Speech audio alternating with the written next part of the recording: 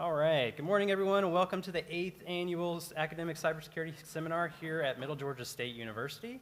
I am Dr. Alan Steins and I get to be the Master of Ceremonies today, which really just means that I get to go through the ever-changing world of cybersecurity and try to make sure we more or less just stay on time the entire time period. Just a couple quick housekeeping things before we get started. Restrooms are right outside of the doors to the right. You can get to them that way. Right next to the coffee and snacks as well. So if you're feeling a little bit famished, we have some refreshments over there while supplies last. Also, please try to silence your phones, turn the ringers off. That way we don't, interrupt our speakers. And we'll just pretend like you're in the middle of a threat intel briefing if that's the case. So to kind of get things kicked off today, we're going to invite up the Dean of the School of Computing, Dr. Koo Hang, and just let him share a couple words about what we do here at the university and what we're here for.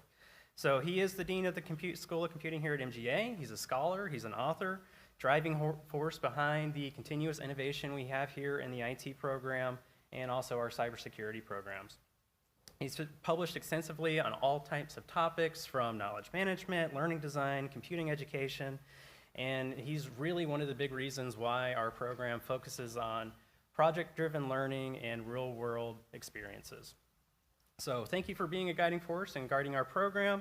Dr. Koo Hang, I'll invite you up on stage just for a couple words, and thank you for being here.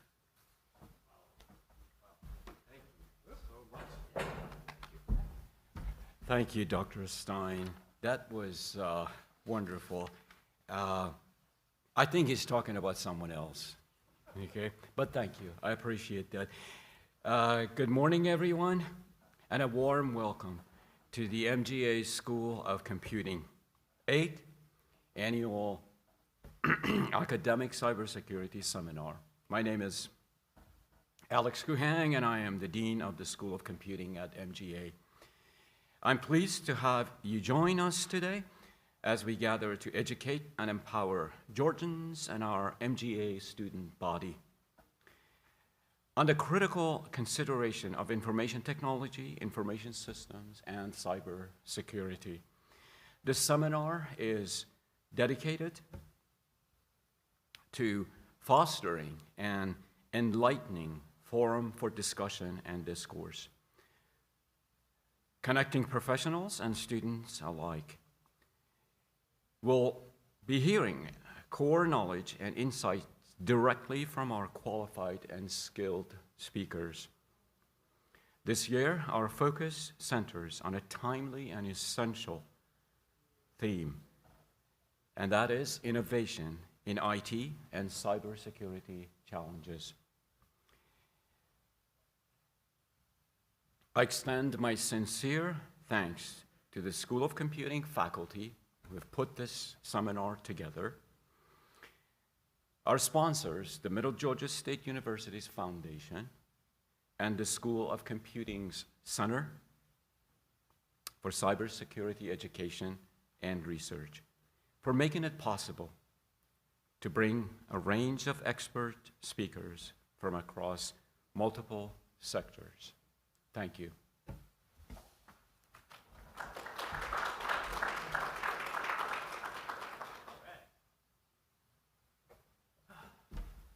Thank you, Dr. Koo Hang, for that warm introduction.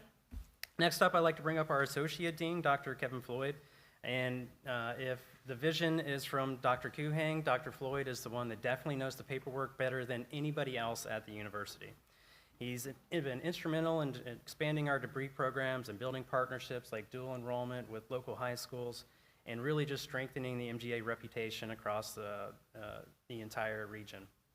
He's also the kind of administrator that remembers what it's like to be in the classroom, so if you ever need to go and ask him about your own classes or get some insight on his own classes, on how to run your own classes, he's also really good about that thing. So, Dr. Floyd, if you got a second, you want to come and talk about School of Computing and how we have really kind of gone from one degree to multiple degrees over the past few years. Well, thank you very much, Dr. Steins, for that welcome. Thank you, Dr. Koo Hang, for your welcome. And thank you all so much for being here. Those of you who are here in person, as well as those of you who are joining us online, thank you for your support of our Academic Cybersecurity Seminar. This is our 8th year, and we're excited.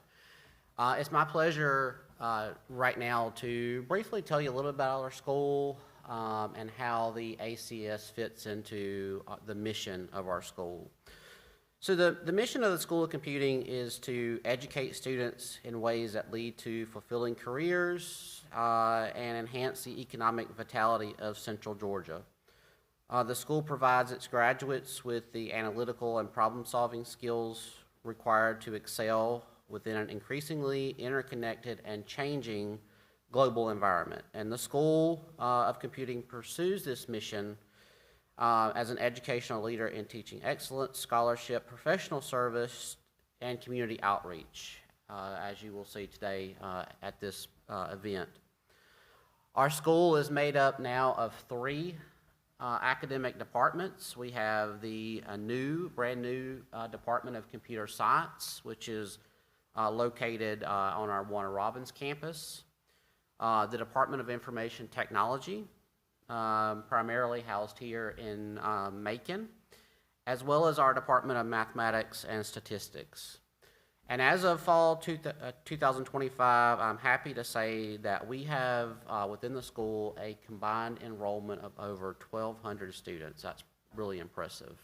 That number has grown increasingly over the past decade under Dr. Kuhang's leadership, and thanks to the faculty and the innovations in our programs. As Dr. Steins mentioned, we offer a number of programs. We started out with 1 4-year degree in information technology. Now we have a number of certificates that students can take advantage of, undergraduate and graduate degrees in information technology, computer science, mathematics, data analytics, and in these programs there's a variety of concentrations that students can pursue. We're also very excited about our BS in IT program being fully accredited by ABET, which is an accrediting body that specializes in computer science, engineering, and information technology. And we're also designated as a National Center of Academic Excellence in Cyber Defense Education through the federal government. The School of Computing is also home to our Museum of Technology, and I believe Ms. Ashford is here. Tina Ashford is our faculty curator. The Museum of Technology offers a fascinating journey through the evolution of digital life. It's located here at the Macon campus in our library facilities. And through the museum, we celebrate the ingenuity of the past, inspiring future generations to build upon these legacies of innovation that have shaped our world. And I know that Ms. Ashford will be happy to answer any questions that anyone has about the museum and even take you on a tour if you're interested. If you have any questions about any of our academic programs, we've got tables set up out in the lobby here about any of the computer science, IT, and math programs. Please look for any of us that have the name badges on. We'll be happy to answer questions about our programs. I hope that you enjoy today's conference. I think the lineup looks great. Now I'll turn it back over to Dr. Steins. Thank you again for being here.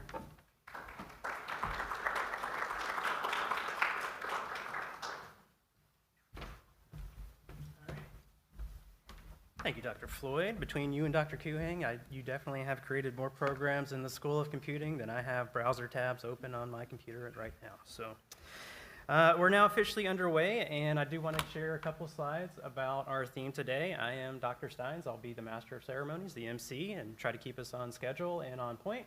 I'm also sort of acting director for the Center for Cybersecurity Education and Applied Research, and that's our cybersecurity entity that we try to do outreach through. So this year's theme is Cybersecurity Takes a Village, Interdisciplinary Perspectives. And I kind of want to start that little bit of a conversation just sort of talking about what the outlook of cybersecurity is looking like. And if you're unfamiliar with cyberseek.org, cyberseek.org has been around for at least 10 years, maybe 15 years or more. And every year it publishes a new set of data of what the cybersecurity industry looks like.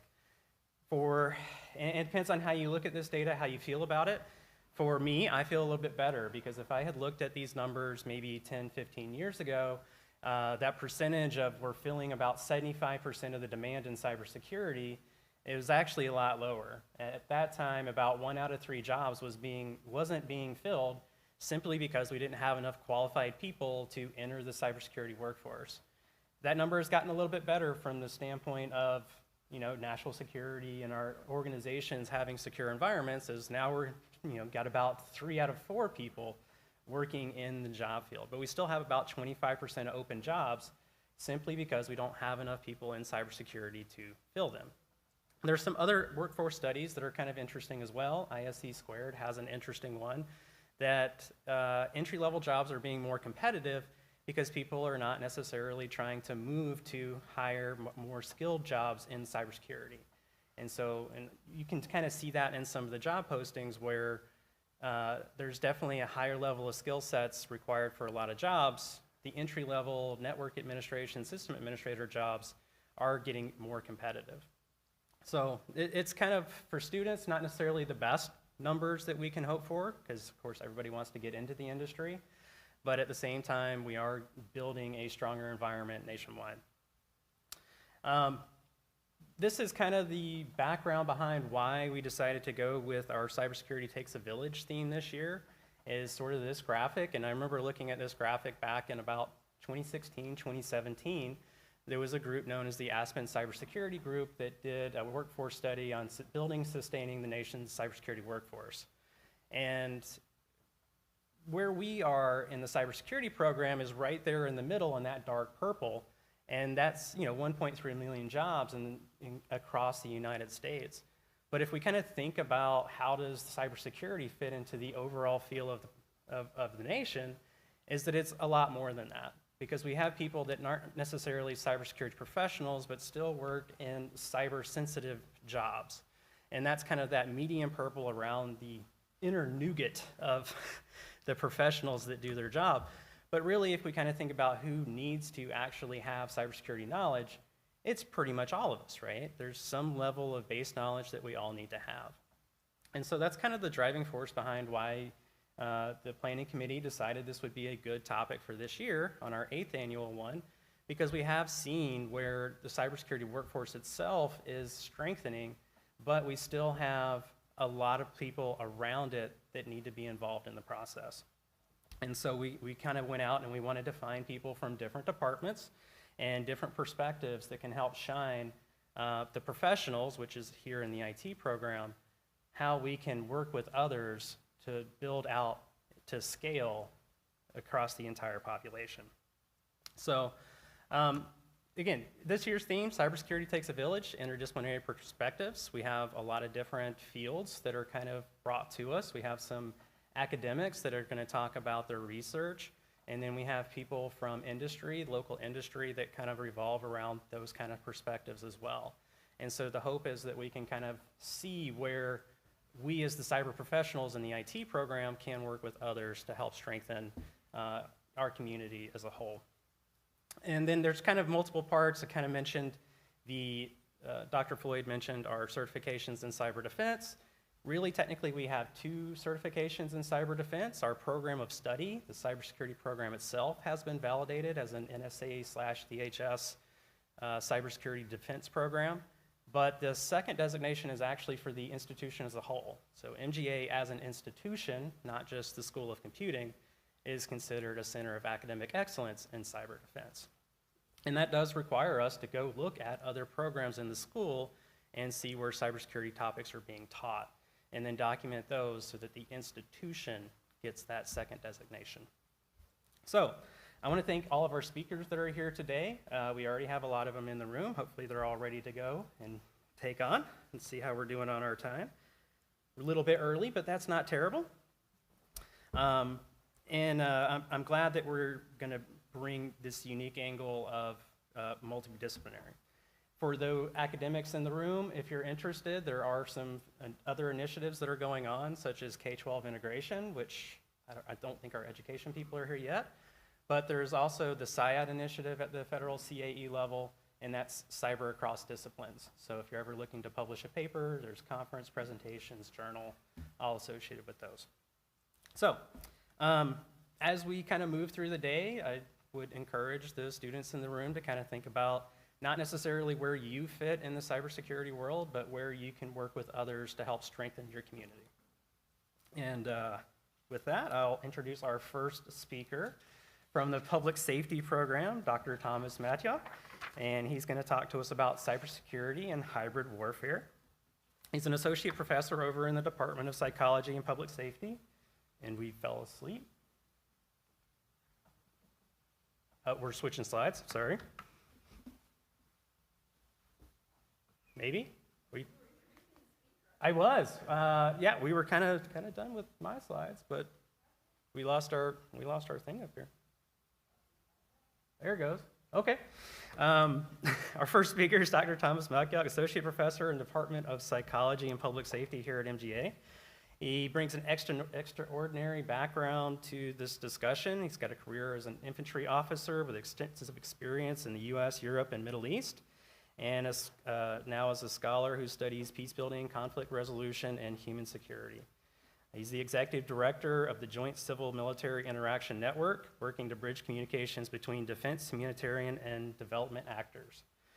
Tom, we're great to have you here today. We appreciate you coming to have your expertise and help dot where cybersecurity and public safety come together. Super.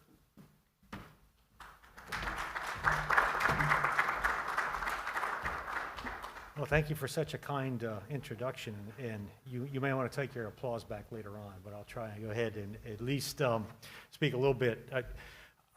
I apparently did not pay attention and did not realize about the discussion about the interdisciplinarity and it takes a village theme.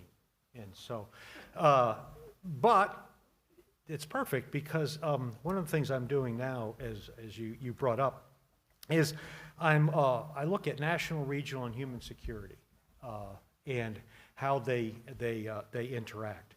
However, with colleagues here in the EU, we're looking at how security cannot be outsourced, and that seems to be a real problem today. We've created a culture where people expect that their safety and security will be provided for them by somebody.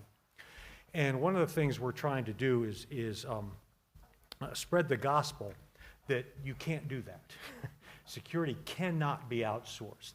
And so I appreciate the theme of it takes a village and the special responsibility that cybersecurity experts have to make others smart about cybersecurity and their role inside of it. And, like many people, I was always, oh my gosh, I got to take the darn cybersecurity online computer thing, and as quickly as I could get through the slides, I would do that. And then somebody realized, well, they could put something in there where I couldn't get through the slides. I actually had to listen to the person talk about cybersecurity. So it became more of a drudgery. I had other important things to be doing rather than this annual cybersecurity. But the more I got involved in looking at national, regional, and human security, I came to appreciate the space that cybersecurity occupies in that overall security theme, and just how important and how relevant it is to everything we do. So I am a convert. I am now a cybersecurity advocate, and I stop people on the street and I tell them, let me talk to you about cybersecurity and how important it is. So that said, I do need also to make a quick disclaimer that all my thoughts today are my own, and they are not those of the Department of Defense or any other government agency, in that I have relationships with those organizations. So if I can, I have a few prepared notes, and those of you who are academic and those of you who have been around academics know it's very dangerous to give them a forum on which to talk about their work. So I'm going to begin by talking about how we live in a time when the boundaries between war and peace, truth and manipulation, Physical and digital are no longer clear. Cybersecurity is no longer just an IT concern. It's a frontline issue of national security, public safety, and human resilience. And to many of you in this room, I don't have to say that. However, I think it's important to always remind ourselves about just what the world looks like today and how things have changed. And as I go through my talk, I hope to be clearer on that. Hybrid warfare exploits these blurred lines. It's not just about tanks and troops, it's about tweets, Trojans, and trust. From disinformation campaigns to critical infrastructure sabotage, adversaries are weaponizing ambiguity, targeting our vulnerabilities across multiple domains. And so over the next 25 minutes, and if I could have the extra minutes at the beginning, I'd like to speak about how to build operational frameworks to detect, defend, and disrupt evolving cyber hybrid warfare tactics. Whether it's emergency management, law enforcement, defense, or education, this conversation is about equipping ourselves to embrace complexity. And another just quick bird walk, if I can. I was at a conference in Europe, and there was discussion of cybersecurity. I was presenting at this particular conference. And again, I was like, yeah, okay, cybersecurity, I'm, not there yet, right? But then they started talking about how this particular organization, it was a critical organization, was hacked by individuals that went through the air conditioning. I said, God darn, I'm glad there are people looking at this kind of stuff, because I would have, never thought that we could hack a defense organization by going through its air conditioning. Pardon? Oh, yeah. Let me get to that. That's my way of get going. So, so we look at hybrid warfare. The concept is ancient, right? Hybrid warfare is not new, right? It's nothing new. It started probably in our minds in the Western world about 1200 BCE with the famous Trojan horse that you can see here. And modern hybrid warfare Trojan horse incorporates cyber elements such as malware and disinformation campaigns targeting people, institutions, and infrastructure to disrupt social cohesion and political systems. And as I go through the day today, or the morning, my time, I will hammer that. Hybrid warfare is all about disrupting society, disrupting our institutions. And I'll talk a little bit more about that. So we find ourselves today living in this gray zone, somewhere between peace and war, where cooperation, competition, and conflict are the norm. And they're not sequential. We often find ourselves operating in all of those domains inside that gray zone simultaneously. And that is an incredible challenge for us today. So it's always good to start with a definition, and you can see that definition here. No need for me to read that, except to highlight, I think, a very salient point when we talk about cybersecurity and we talk about hybrid warfare. We define hybrid warfare as something different. In other words, to be hybrid, there has to be some kind of reference point, right? So like we talk about conventional warfare, we talk about irregular warfare, and we talk about hybrid warfare. I think for us it's important, I think, to recognize that Russia and China don't see it that way. They don't see hybrid warfare as something separate from warfare writ large. So for us, if we look at the return of great power competition, we see that the three big players on the field are the United States, Russia, and China. And we're the only ones who separate hybrid warfare from war itself. So in other words, our adversaries, Russia, for instance, refers doesn't talk about hybrid warfare, it talks about active measures. So for instance, Russia is always engaged in looking for ways to disrupt us. I guess I should say it, at any point, though, if you want, stop me if there's a question. So as we can see here then, hybrid warfare then is a blend of conventional, irregular, and cyber tactics. And its goal is to exploit opportunities.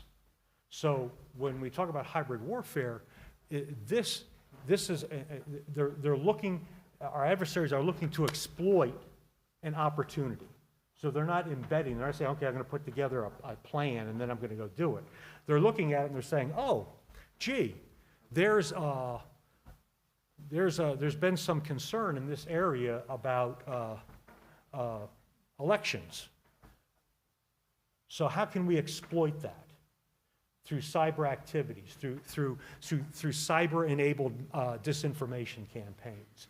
How can we use that exploit what is already happening? So in other words, I'm trying to destabilize, and if I can get people to question their governments, their leaders, any of those, I'm gaining that objective, that goal.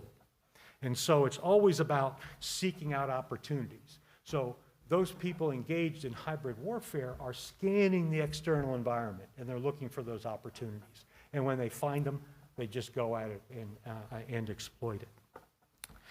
And you can see that the targets are then public opinion and social cohesion.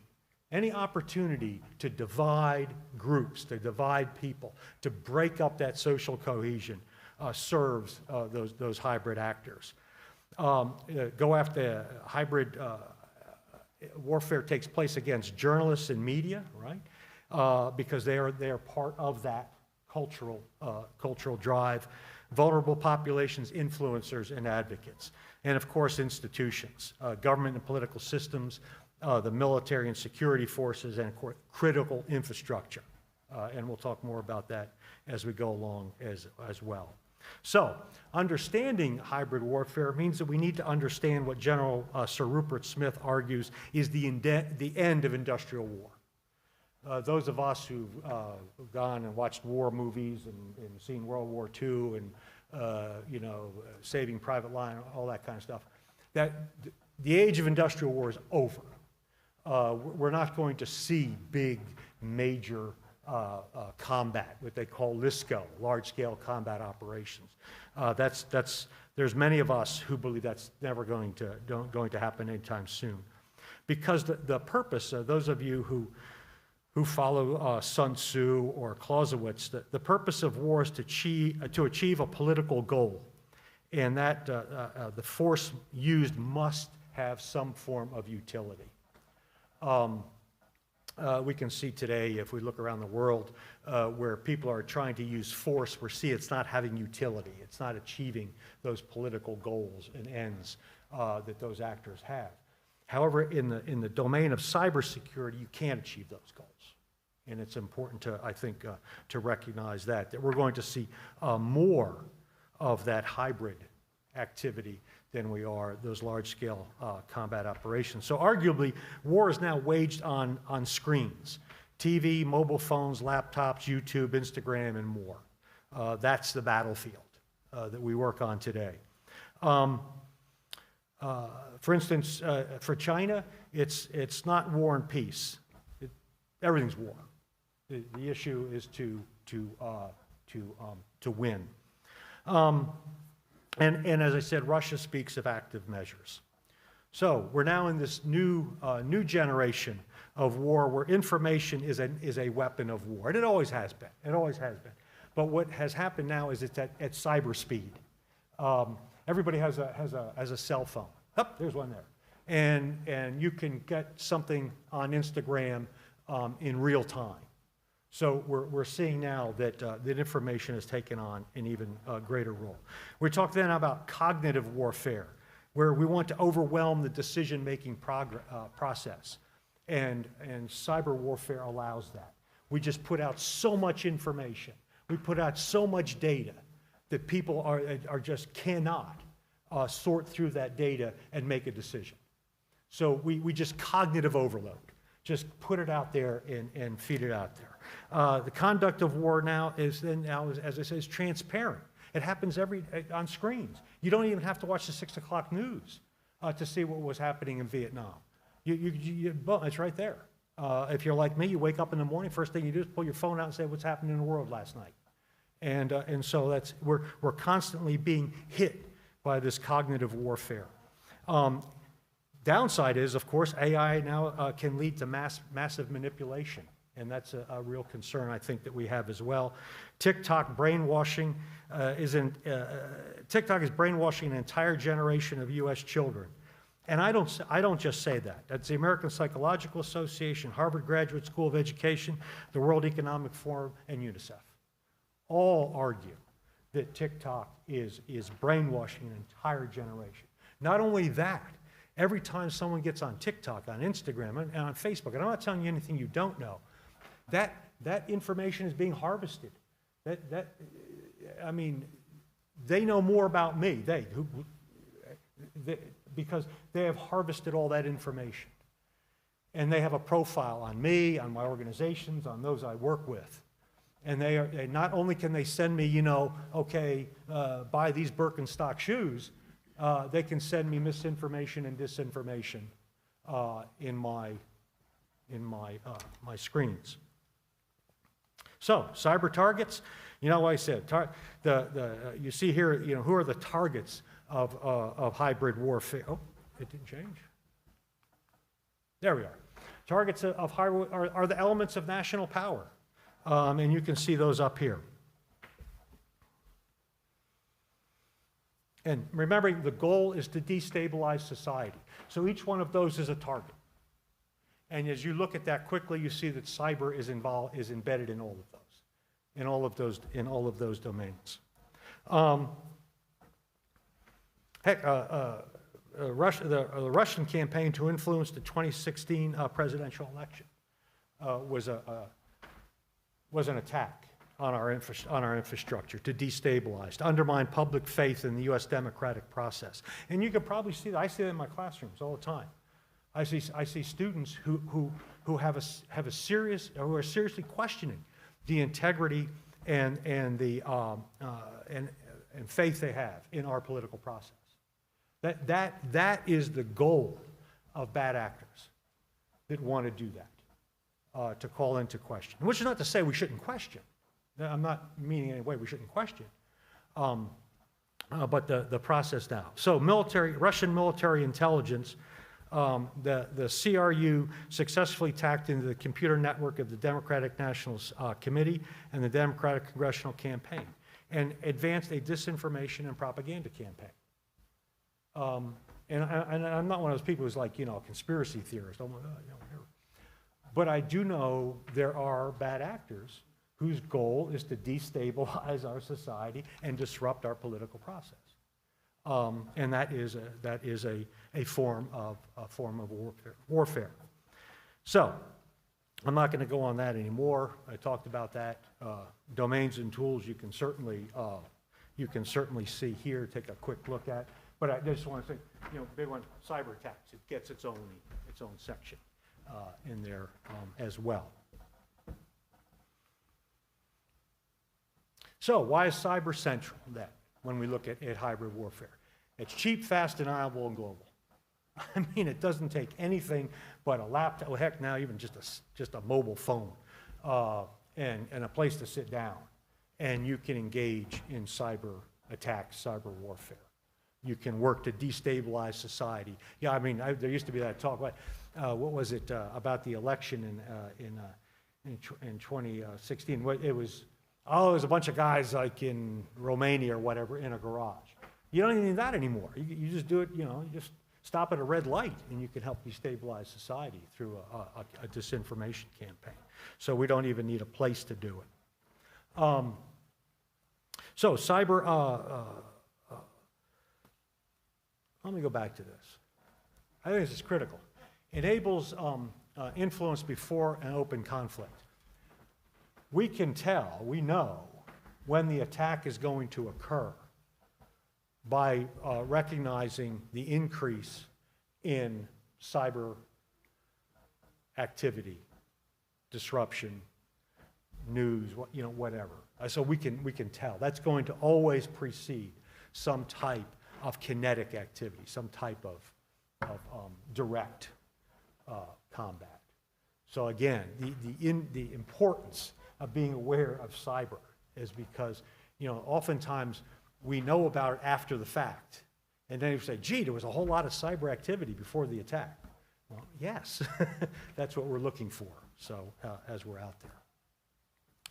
Cyber operations then in hybrid warfare, the espionage, sabotage, disruption, influence operations, all occurring. Shutting down electrical grids, turning off water, whatever you can do to disrupt. And it's key here too. You don't have to have like a linear. Oh, if we do this, then this is going to happen. This is going to happen. In hybrid activities, you just throw it out there, and then when something happens, exploit that. So you don't even have to have a plan. And this makes it incredibly chaotic, especially when we're trying to go through a logical linear analysis. But there is none, because again, remember that cognitive domain, just flood the system with stuff, and people will not be able to work through it. You've probably studied, I'm sure, in classes, students, Stuxnet, the attack on the Iran nuclear program. Again, an activity of cyber warfare, hybrid warfare, election interference, and of course, resource drain, which the amount of time we're spending on defending against cyber attacks is time we're not spending on something else. And so we can't be proactive if we're constantly being reactive. And so that's a real challenge for us. Some key vulnerabilities, as I mentioned, that critical infrastructure, power, water, telecoms, you find it, that's a target now. It's not a guy in a uniform. It's not a tank necessarily. It's this critical infrastructure that's a target. Supply chains, the Colonial Pipeline. I think you're familiar with the Colonial Pipeline, where hackers were able to shut down the pipeline. I think there was some ransom involved in that. But again, bad actors are watching that, and they're saying, how can we exploit that? So even the hacker was helpful, right? Who was it? Was it referred to useful idiots? Was it Stalin, or it was a Russian, right? But he talked about useful idiots, and that's people who are helping advance their goals and objectives without even thinking about what they're doing. And so that idea of a hacker, I'm going to hack this Colonial Pipeline and shut down all the fuel flowing through the East Coast. But now there's somebody watching that and saying, oh, I can exploit that. I can use that to move my goals. So the future of hybrid warfare, as you know, deep fakes, automated cyber attacks. What was it just the other day? Was it Amazon? Was it Amazon's internet that was shut down, I think, all day? Yeah. Somebody will do an autopsy on that, and we'll find out what happened. But what I do know is that bad actors are also doing their autopsy on it as well, and they're looking at it and imagine that.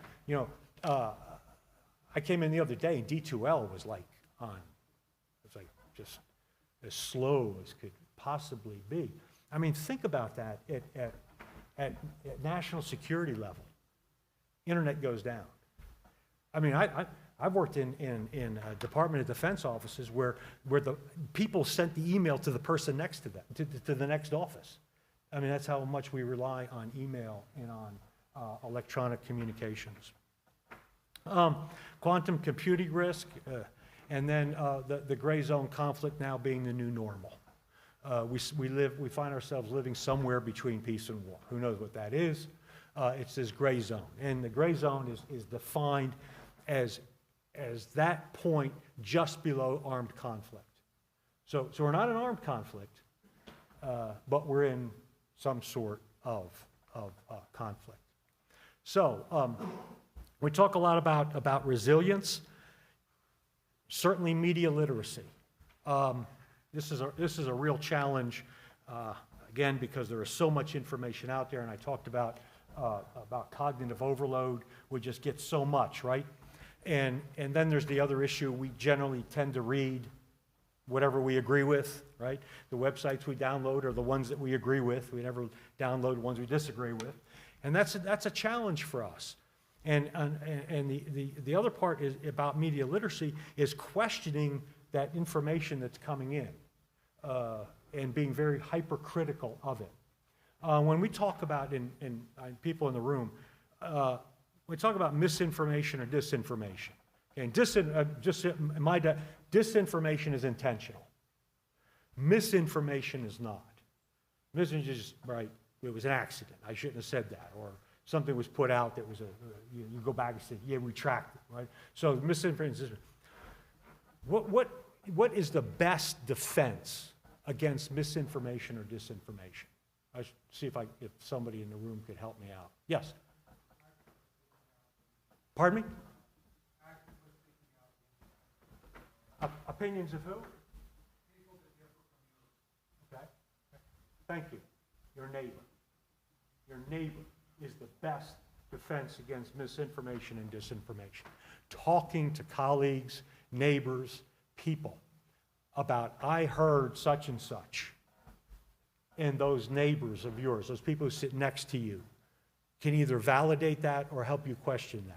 I think that's absolutely key. Now, what's the downside of that? We don't talk to each other, right? So best defense against misinformation and disinformation is talk to your neighbor. Who don't we talk to? Our neighbor. So I'll leave it at that.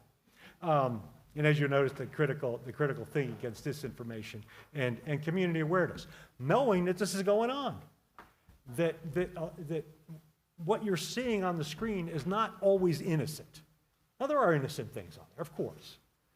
But it's that criticality, that's that looking at it and saying, let me question that more. Let me look through that. Let me talk to my neighbor about that.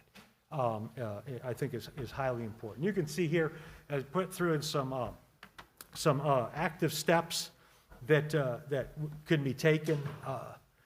You see what businesses can do, that adopting that shields up mentality. We're always on the defense, always. Shields up, Star Trek. We have to be assuming. Yeah, I used to tell my kids when they went out of the house, I said, the minute you leave the house, you need to assume you are on a camera. That's it. Don't wonder if you're on a camera. You are on a camera the minute you walk out of that house. ATM machine, car thing, see about traffic jam. It doesn't matter. There's a camera out there taking a picture of you, or there's somebody with I hate to call it mobile phone because it's really a handheld computer, right? But taking a picture, and you're in that picture. So assume that you are a target of a cyber attack. Just assume it. When you get an email, when you get a Facebook post, when you read anything, assume that there's a cyber attack embedded in that.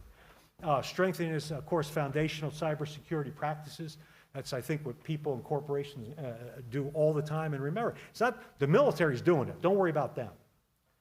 Yeah, don't worry about them, and I'll be done. Yeah, don't worry about the military. They're all okay. They got a lot of people working on cyber stuff. It's businesses. It's individuals that are being targeted. You target weakness. You don't target strength.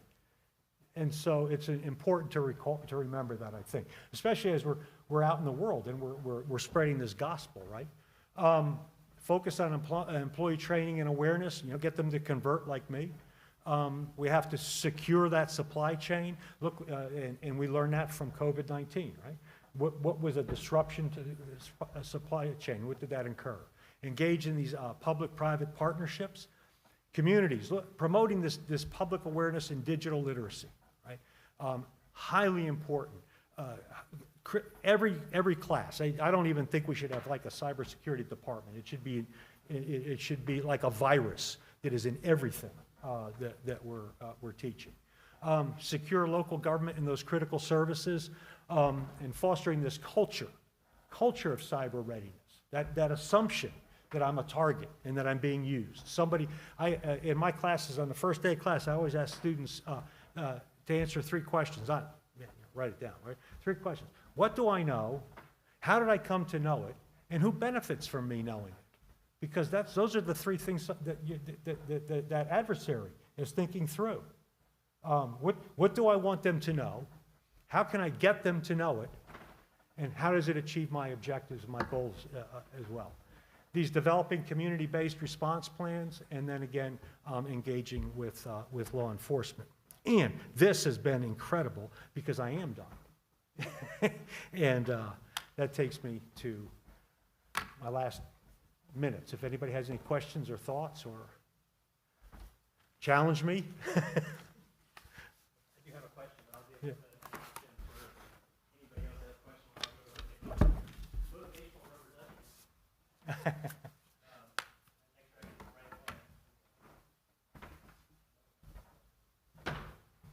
No questions, nothing. So I would appreciate that you mentioned that you're a convert into cybersecurity, so I've procured some motivational duckies to help those, and you are very ducking worthy All right. of being cybersecurity.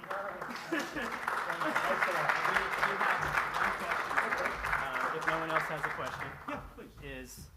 So recently CISA put out a warning about China pre-positioning themselves in critical infrastructure and in society in general. Right. And a lot of that is kind of flooding the market with cheap devices, and with those devices come backdoors. Right. Is that kind of like the first strike capability, or is that more in the hybrid warfare, or do you kind of consider kind of all of that? I would consider all of that. I mean, we had this with Yahweh. I mean, we had this with who controls our ports, who controls our airfields. I mean, this outsourcing. Companies are going after, how do I increase my profits, right? I mean, that's legitimate. That's okay. But when you look at it, you say, oh, okay, well, I'll hand over operation of our port to this company. And then as you work through that company, you find out that company is owned by one of those competitors of ours.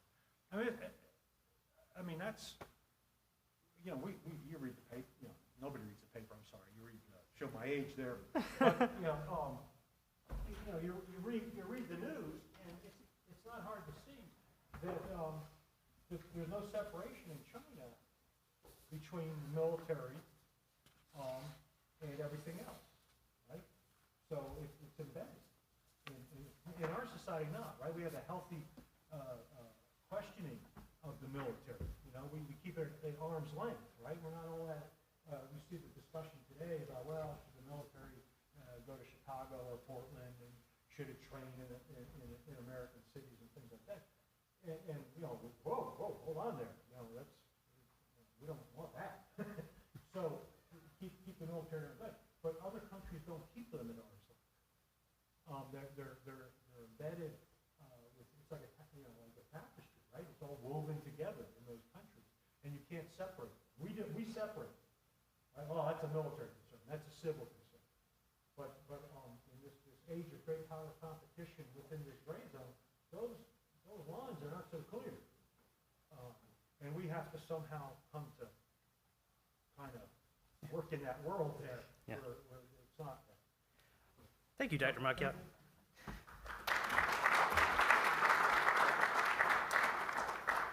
And if you think that sounds complex, you should see my hybrid teaching schedule. It is also very complex, just like hybrid warfare. So thank you again, Dr. Macchiat. Next up, we have, speaking of critical infrastructure and sort of continuing on that theme, we have a local financial institution that has supported the School of Computing in Middle Georgia for decades, I think, at this point. Siggy and John from Robbins Financial Credit Union, a local credit union, but also a major power player across the United States, if I'm not mistaken, right? Georgia, okay, still regional. And there are dynamic duos. So Siggy is the Chief Technology Officer. He's been with us before under a different job title, and unfortunately, his biography on the website still reflects his old job life.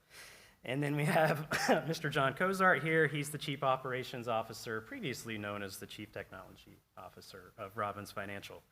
And so between them, they see everything from IT strategy to customer operations and make sure that the financial institution is in a robust form.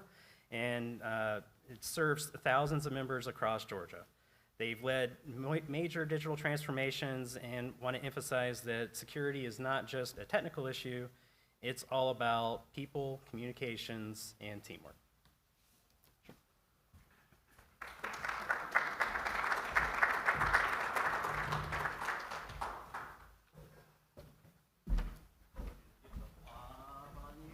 Whoever's the main speaker gets Problem. the lavalier on the lapel, and then whoever wants to just look pretty. We'll tag it. Both of them work though, right? This one and that one? Correct. Okay. Which one do you want? You're going first. Okay. So I'd like to say thank you for allowing us to attend today. It's great to see the faculty and staff of Middle Georgia State here, as well as some of the students. The passion of my commitment to this university is to the students and to make sure that they, can go into the markets and be able to serve our communities and be able to strive. That's what my passion's here and has always been. I see some students I've helped mentor and look forward to, and it's been nice to meet with them this morning. And, Robbins Financial is certainly committed to Georgia as a financial partner and to make sure that we support all organizations throughout our communities. But I was looking at our topic that we were supposed to talk about, cybersecurity culture drives teamwork. And so I'm going to ask, I know we've got some students, how many of y'all want to be cybersecurity? That's what your job is. Okay? A good majority of them. If you don't want to be a cybersecurity person, what do you want to be? Anybody? Rich, make money, obviously financially. Who didn't raise their hand? Who, did you want to be? Okay, cybersecurity, but say you want to be a network engineer, you want to be a cloud infrastructure person. And when it comes to teamwork dealing with cybersecurity, I think one of the biggest misleading things when it comes to, organization that has a large infrastructure and impacts a large group of people is that cybersecurity is just not driven by a cyber team. When there's a cyber event, who do you think is the person that's fixing all the cloud infrastructure? The cloud engineer. Who's fixing the firewalls? The lead network engineer. Who's fixing all of the Active Directory and account information? The lead Windows, Cloud, Azure engineer. So when it comes to teamwork for cybersecurity, I think it's very important that, a cybersecurity engineer or a security engineer just plays a key part in that, in not just the recovery of systems, but also the maintaining of the infrastructure, patches, fixing vulnerabilities, working with business units to understand their business needs and how that impacts the organizations. Those are all things that just don't rely on cybersecurity. It relies everybody in the organization. It was interesting with the comment that was made earlier by Dr. Steins about how cybersecurity, the industry, and the number of jobs has increased. What do you think, what's caused that? What do you really think, I would say in probably the last 5 or 6 years, what do you think really caused cybersecurity jobs to increase? Go ahead. Allocation of budgets? Absolutely, because money drives everything. Money drives everything. What's something else? The rise in cybercrime. I think ransomware really changed everything. There's been cyber incidents for years. You would have a data leakage. You would have to deal with the fallout of all of your customer base and apologize and try to recover that data. But day one after that data leakage, your system and all of your resources were online. You could serve your membership. You could serve your customers. The lights were on. The water was working. But ransomware changed everything. Day one, your systems were offline. Day one, you didn't know what to do.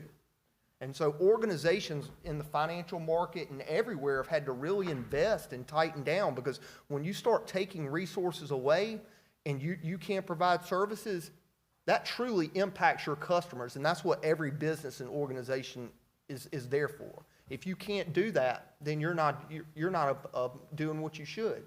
So I think that's really proven over the years, past 5 or 6 years, to increase the number of cybersecurity people who have joined the industry. And actually, Dr. Kuhan, how long's the cybersecurity program been here at Middle Georgia State?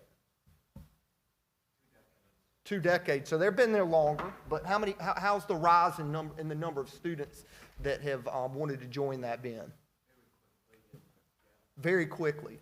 And I will say, there's a lot of jobs out there. So, I mean, you're picking a great industry to go into. I think technology in general, even if that's not your background, if you want to open a business, if you want to be an entrepreneur, if you want to be an accountant, if you want to be a CFO, if you want to be an attorney, you still have to know how to work in technology. You still have to have that good solid base, because nobody's working on paper anymore. So that's my quick introduction. I'm going to let Siggy give his quick introduction about culture and teamwork. And he is, I would say, if I could be Siggy, I would be Siggy and I'd swap shoes with him, but he is the teamwork master. I will say that.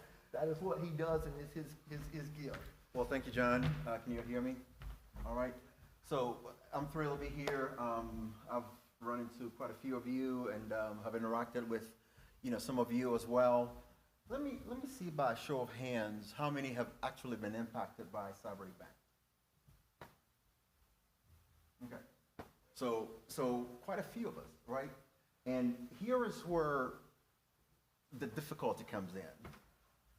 As Dr. Stein said, and I believe Dr. Mathiak, if I said that right, said, cybersecurity is all of our jobs, right? You don't have to have the title cybersecurity engineer or cybersecurity admin or cybersecurity whatever to think that you have to do something with cybersecurity. Because every day we wake up, we are a target. I think Dr. Mathiak just, symbolized that so well.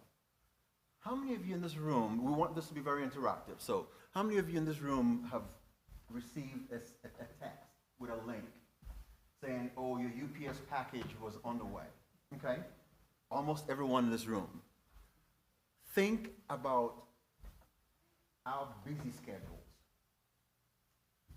and then how many things we order on Amazon and eBay and TikTok shop and you name it.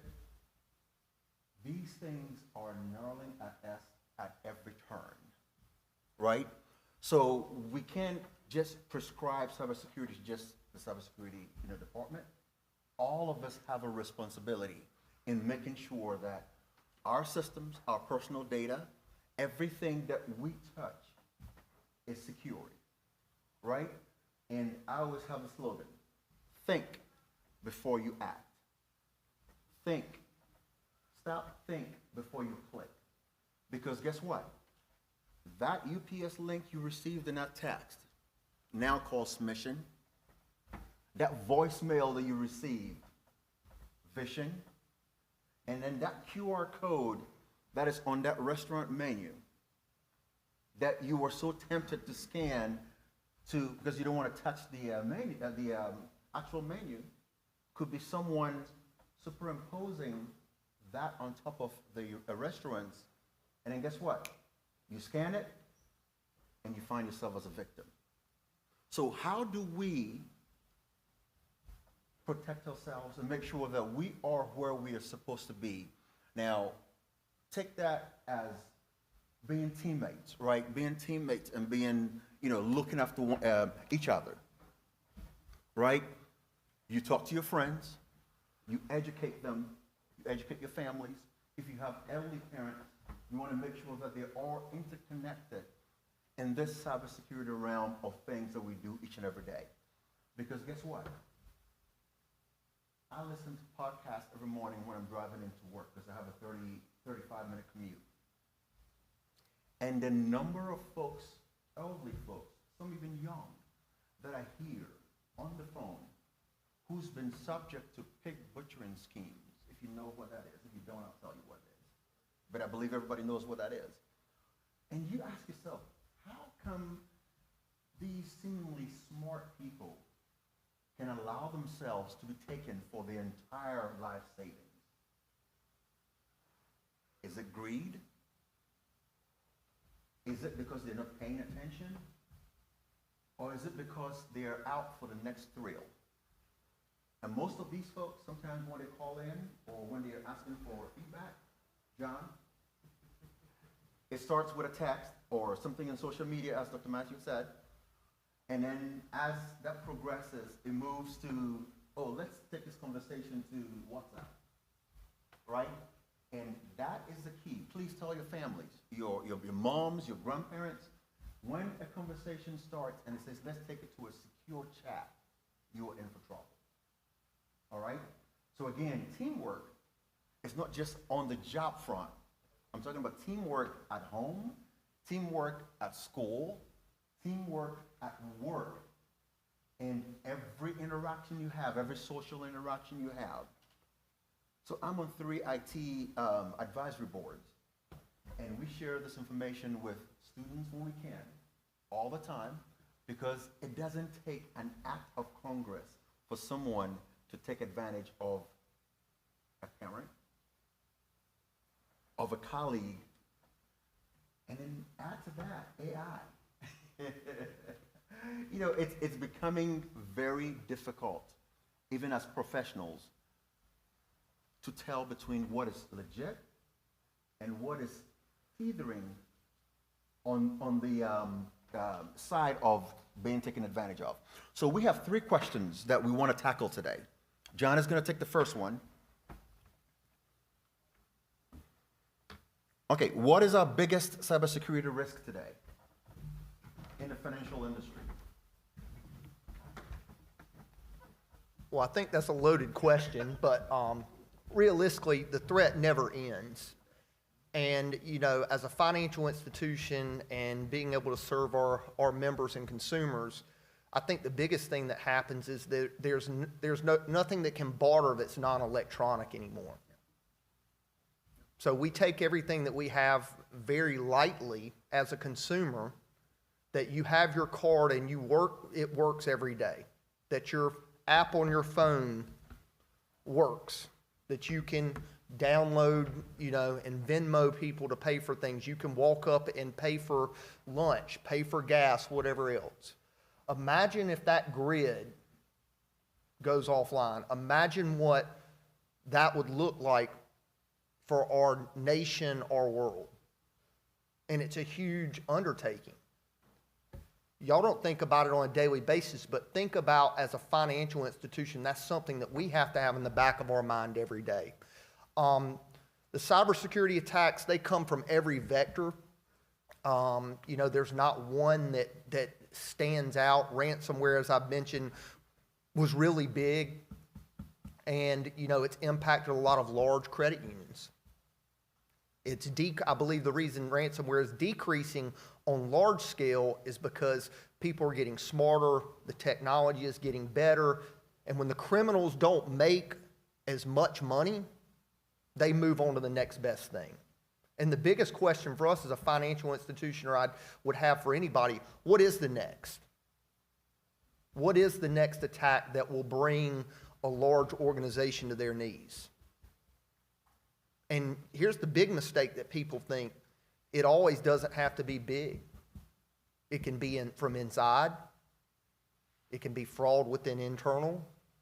It can be a partner. One of the biggest things that I think that all financial institutions now, as everything moves to the cloud, it was mentioned AWS. Do y'all realize how much Amazon, that AWS Amazon network, we rely on as the United States? It is amazing. We had a cloud outage yesterday, and our phone system was nothing that we own, but we partner through organizations. Our phone system was down periodically. Our online banking platform was up and down. and we really couldn't communicate because we were waiting on these third-party cloud vendors. So when it comes to cybersecurity, how are they securing their network? Everybody said, let's move to the cloud. It's going to be better. It's different.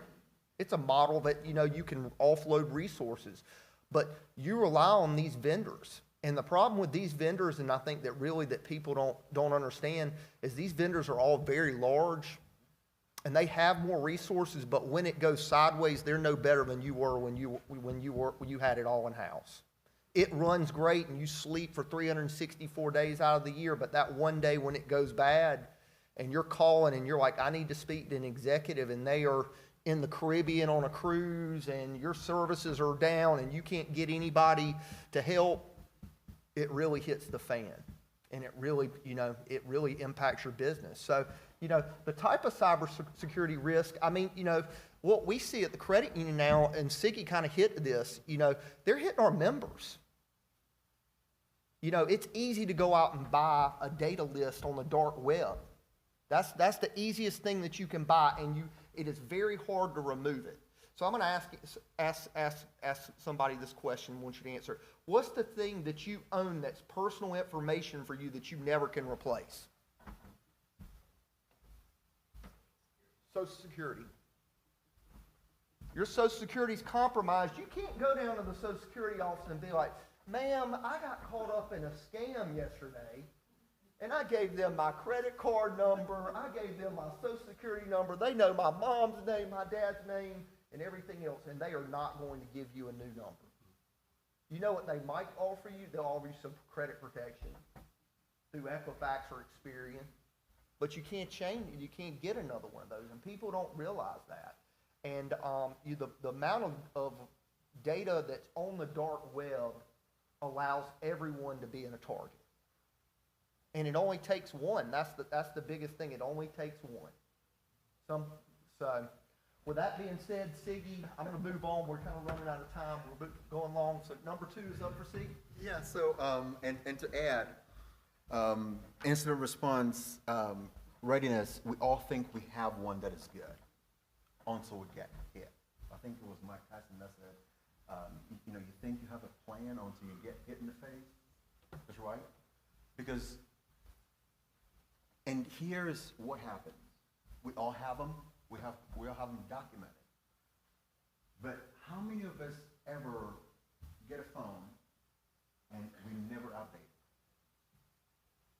We are getting updates every Tuesday, pretty much every day you are getting updates.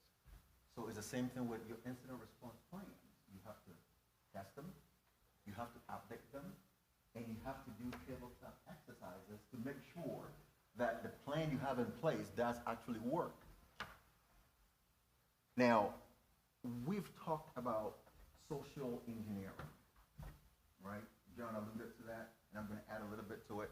Also, with respect to the incident response plans, we have technology now on our jobs that detects anomalies, and when I say anomalies, I mean maybe you drive one way to work all the time, right?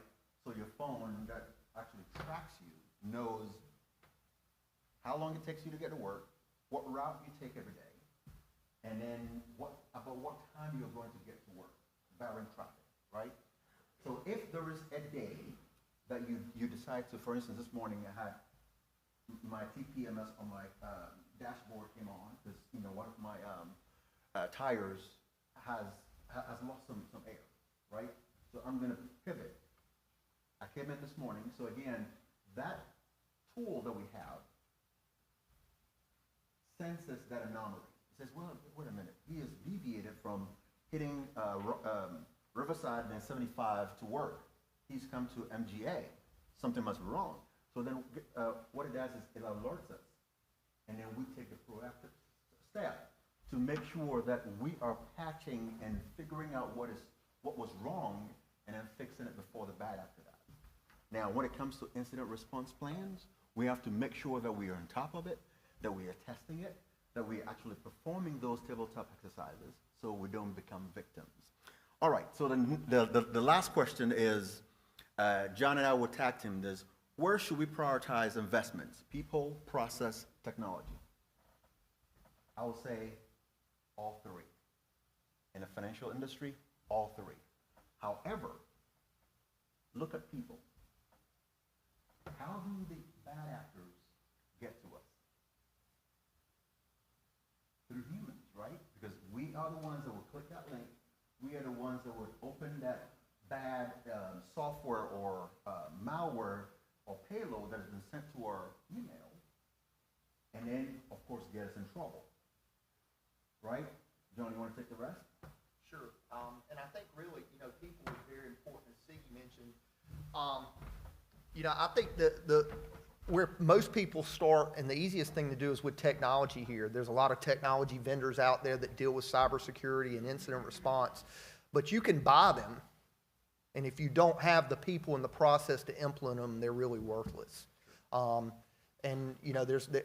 goes with anything that you do. And, I think that it takes all three to be able to make sure you do that. And as an organization, you really have to prioritize all three. If you leave one behind, your cybersecurity and incident response plans will not be successful. So, with that being said, do we have any questions? Alex, you got a question? I know he knows I expect him to ask a question, right? So for your incident response readiness, what would you say is the biggest threat teamwork-wise for not being prepared? I would say is people getting weary and tired of being on top of it and then slacking. Mm-hmm. Because you could have it in place. You may not, check it quarterly or weekly, but then when people forget what it is like, and I'll give you an example. John mentioned our phone system's going down with AWS outage. We haven't tested our failover for a while. Know that it was critical, but then guess what? Once we stood it up yesterday, we had some things that weren't quite in place that we had to fix. Now, granted, if we were testing it every week, and just bear with me. Sometimes it's almost impossible to test these things because you are in the production system, right? So you don't want to take something offline and then bring something else in prod and then impact your members. We don't want to do that. But the system that I was talking about was working flawlessly until yesterday. Mm-hmm. Right. So we had to pivot. And Alex, I'll give you an example because you're probably thinking, well, we have a checklist to follow for our technology, and we're going to swap over to our DR pipe, and we're going to change the cloud. Yeah. Your team, your cybersecurity team, and your IT team is on point. Y'all have tested it, whatever else. But you have this huge other piece when you get to a large organization of, does the business unit know what to do? And when it comes to incident response and business continuity, that business function, it's very hard to push. That's even more difficult than the technology piece. Because you've got people who come in and they do a checklist every day. They don't know what anything is as far as technology. So the testing of it is very important. One more question maybe? Anybody else got one? What you got? We'll do it real quick. In terms of the rise in CDNs, because I know in terms of rise of CDNs, many may blend business continuity and disaster recovery together. With the internet, in a sense, is decentralized, but with the rise in CDNs, a lot of those, not necessarily just in business, may see information as a commodity. What does, in terms of looking at a contingency plan and mitigating at 11 o'clock at night, 2 a.m., what does it look like in terms of having a successful failover where you don't just have a handful of devices that might never make it there? I mean, I'll tell you, at my level, it takes a lot of phone calls. It takes not being nice. It takes a lot of threats. It takes a lot of escalations. It takes for you to be someone that has to be a leader.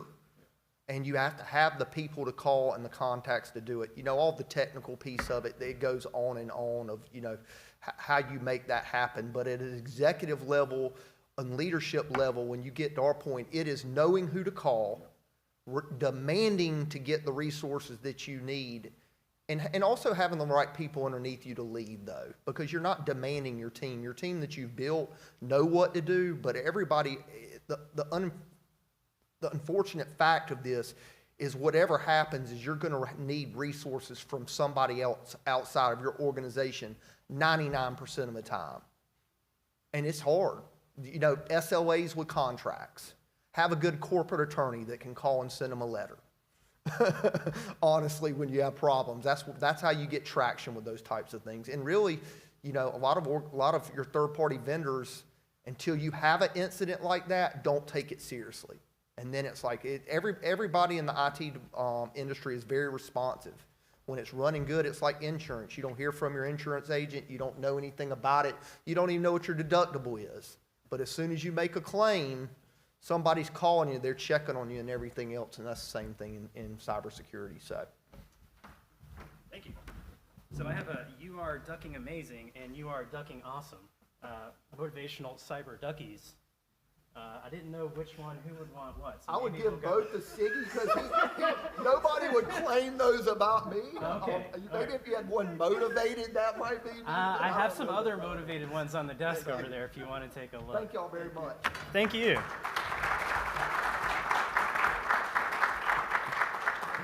Oh, and thank you guys for making sure that our bank accounts don't show up on nightly news. That's kind of the most important part for me.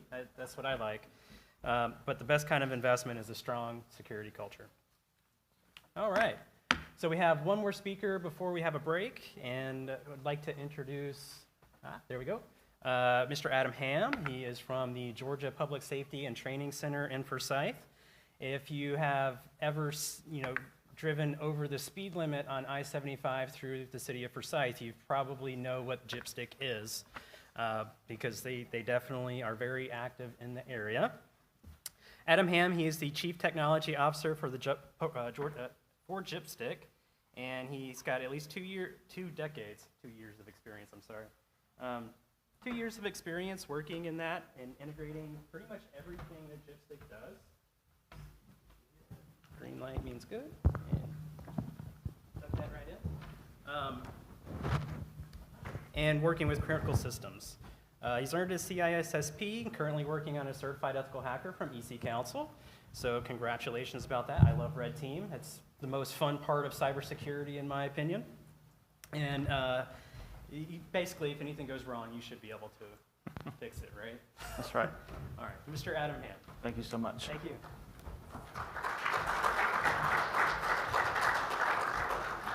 Well, good morning.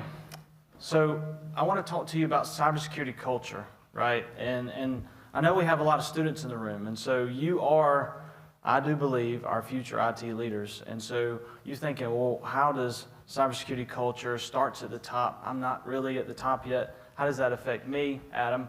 Well, hopefully I can share some insights about that. Now, don't blame me if you get a speeding ticket going through Forsyth, but I will tell you, we train your law enforcement professionals as well as your firefighters.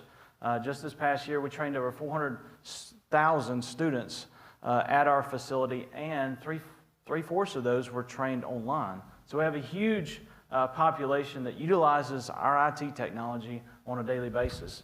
And what I'd like to share with you is kind of how culture affects you and your whole organization.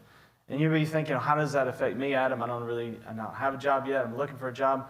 Well, when you go to that interview, think about those questions. I had some great candidates interview for our network admin position just this past month. And a lot of them had great questions. They wanted to understand the culture. Like, what is it, Adam, that you breed? Well, how do you invest in your employees? And so I hope I can share with that some of that information with you here today. A great quote here, it says, "Culture eats strategy for breakfast and technology for lunch." And this is from Peter. And Peter, I said maybe, right? Because Peter coined the term, but it was largely popularized by Mark Fields, who was an executive at Ford. And what does that mean? So you can have a great plan, you can have great procedures, great policies, but really the rubber hits the road when you come to action. Like, how is your company actually performing? How are they being held accountable? Are your employees doing the right thing, right? And I want to give you some examples of that here today. And we're going to have to take a step back in time. So I'm going to go back to Equifax. And some of you may not remember the Equifax breach. It happened in 2017, which is quite a while ago. But if you take a look in time at what happened, Apache Struts, which is a largely popularized web server application, had a vulnerability. This is not new to us. We seem to be patching things every day in the industry, but they had a vulnerability that affected a lot of their servers. They had quite a few servers. Each of you have a credit report, so Equifax retains that information for you. And they had a great inventory. They had a great process and inventory of all their servers. The problem was they missed one. And that's what happens in IT, right? We have a great list. We say, well, hey, we have to patch all these servers, but if you miss one, and that's one opening for an attacker to get in, that's exactly what happened. 7 months later, after that server was not patched, after that vulnerability came out, an attacker was able to get into their environment. Not only in that, they stayed in that environment undetected for a number of different weeks, right? A couple weeks had passed before that. They started gathering socials, like John had mentioned earlier, and things that you can't afford to lose. After that breach, 1.4 million people were affected in the U.S., and it cost, just in fines and forfeitures, $1.4 billion. And so you think about Equifax, huge company, has a lot of great technology, right? They had servers upon servers, right? They had a great inventory application, right? But they didn't have the right culture, right? And you think about accounting, right? When you're an accountant, right? And I've had to do some accounting things in my time. You double check, right? You inventory all of your applications, but then you go back and you do another scan a different way, right? To make sure that you've gotten everything. And they didn't really have that culture. They had a culture of availability. They wanted to make sure all their servers were up and running, right? They had a patching cadence, but they didn't have a culture of accountability. And so think about that, and John and Ziggy alluded to this, right? Think about what happened yesterday. A lot of the applications that you use on a daily basis may have not have been available yesterday morning, right? And some of those came back up slowly. And you think about the financial impact. We talk about the financial impact of Equifax, but what about the reputational risks, right? The reputation impact that happened, right? Now we all know that AWS had a faulty DNS server go down, right? And things weren't directed in the right way. So, your favorite app was impacted. One of these, and it affected a lot of people. A little closer to home, I want to talk about a ransomware incident that happened to us back in May of 2019. I was sitting beside the pool one afternoon, and I got a phone call saying, hey, Adam, we're starting to check students in, but we can't log in.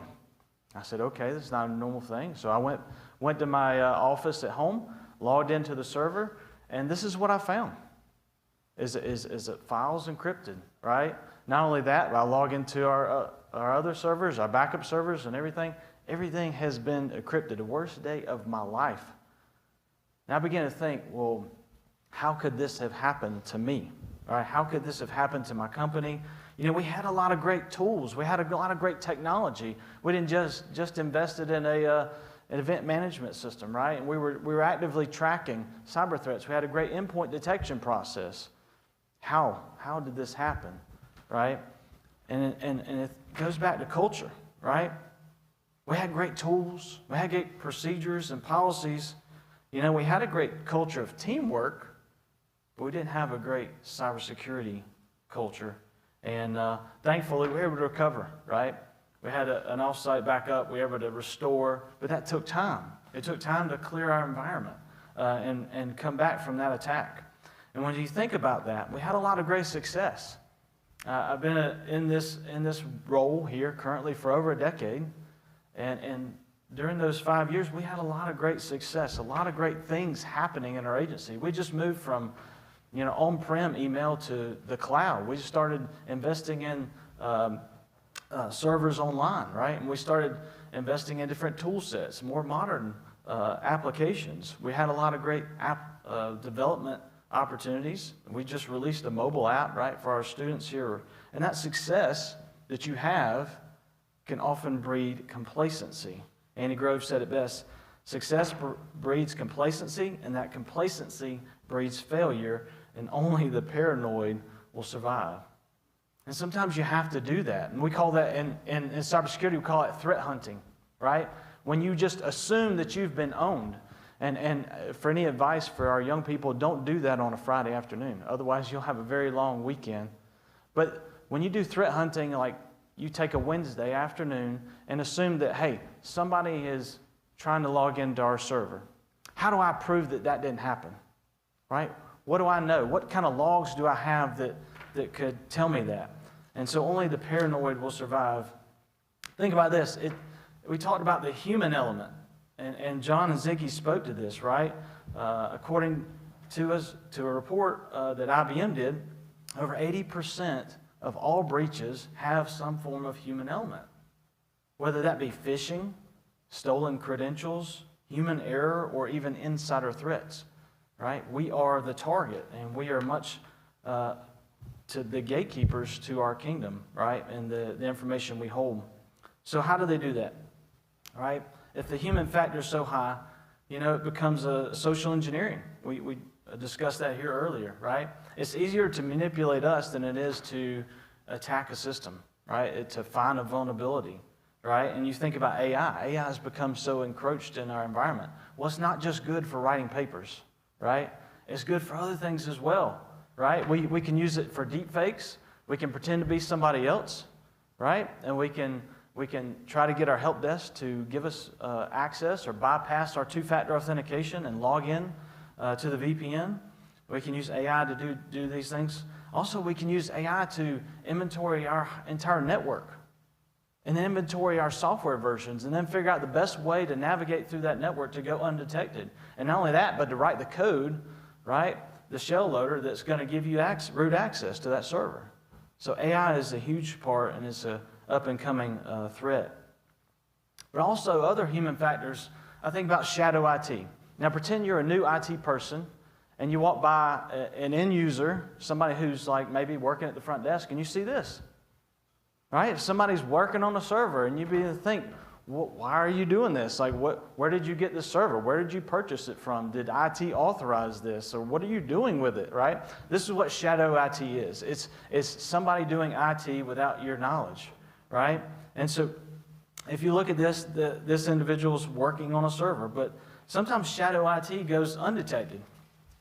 I like to think about this. This is an Instagram account, right? And this Instagram account's been locked, right? Somebody has created an Instagram account for our company. They've used a personal Gmail account, right, to do that doesn't have two-factor authentication. And so this is becoming more prevalent in our society today. And you begin to think, well, this is certainly a reputational risk, right? As this account was taken over by the attacker in the Gmail, right? They logged in and then they started posting whatever they wanted to our organization's Instagram account. And so the insider threat is real, and shadow IT is certainly a concern. And I think about this other quote, a comfort zone is a beautiful place, right? We all love to be in our comfort zone. For me, standing up here today is probably outside my comfort zone, right? But nothing ever grows in our comfort zone, right? We can't have innovation sitting at our desk in our comfort zone. We have to get outside of our shell. We have to come here. I certainly thank y'all for coming out today, right, to hear some of the presentations that are given, right, to get outside your comfort zone, to learn more about cybersecurity, right? And I think about some of the initiatives that are going to get us there, right? How do we move forward from some of these insider threats, right? One, we need to implement awesome security controls, right? We need to do that, right? And it all starts with the executives. It all starts from the top. And you may be thinking, well, I'm not at the top, Adam. I'm not investing in it. Well, think about the company you want to work for, right? I had some interviewees that came to our network interview, and they already knew everything about our organization, right? They'd already read the job description. They knew what firewalls that we were investing in, and they asked great questions like, what technology are you using? And we were kind of hesitant to share everything of technology we were using. But they were like, what kind of security controls are you investing in your firewall? I'm like, wow, this is somebody who knows their stuff, right? And so they want to know if we're using an outdated firewall, this command line from 10 years ago, or are we using a more modern one, right, that's cloud-based? They wanted to know these things, right? And so that's when you go to a job application, these are some of the things that you should ask, right? Is how are they investing in their technology, but more importantly, how are they investing in their people? To combat the idea of shadow IT, you have to insert yourself in the conversation. And so this again points to getting outside of your comfort zone. So you have to go and meet the user where they're at. And that means sometimes inviting yourself to the meeting, right? Creating that culture. And also don't be the culture that says no all the time, right? And says, no, you can't create this application. No, you can't have this third-party login, right? You have to say no to certain things, but find a way to say no and make them feel like you're saying yes. And so get outside your comfort zone, invest in. You can't protect what you don't know about, right? If you don't know that there's an Instagram account out there, then how are you going to protect it? So you have to invite yourself to the table. Also, find a company that invests in their employees. My employees had the opportunity to go over to the Georgia Cyber Center just recently in September. I sent 4 of my team over there, 2 experienced and 2 that were brand new. And so they had a great exercise. It was blue team versus red team. And so they had a virtual, cyber environment, which they logged into in the cloud. And the red team was the Georgia National Guard, and they were trying to attack.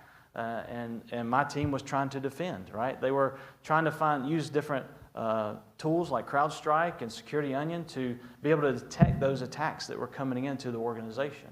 And so it's a great exercise, but it required us to invest in our people, right? We had to send them over there. We had to invest in them. Find a company that wants to invest in their employees, right? It's great to purchase tools. It's great to invest in the latest and greatest, but you also have to invest in your people. Also, you have to train your end users, right? We've all taken cybersecurity training, end user training, I think, right? And so there's different things. We hope we perform that for our users as well. Our users are our front lines, right? They are the ones that are going to catch these threats when they come about. And so we train them up. I have a monthly session that I do in class. I share them and train them up on the latest and greatest applications.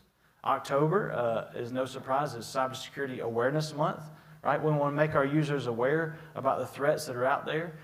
Just like John and Ziggy we're talking about some of the threats that are targeting us, right? Through text messages.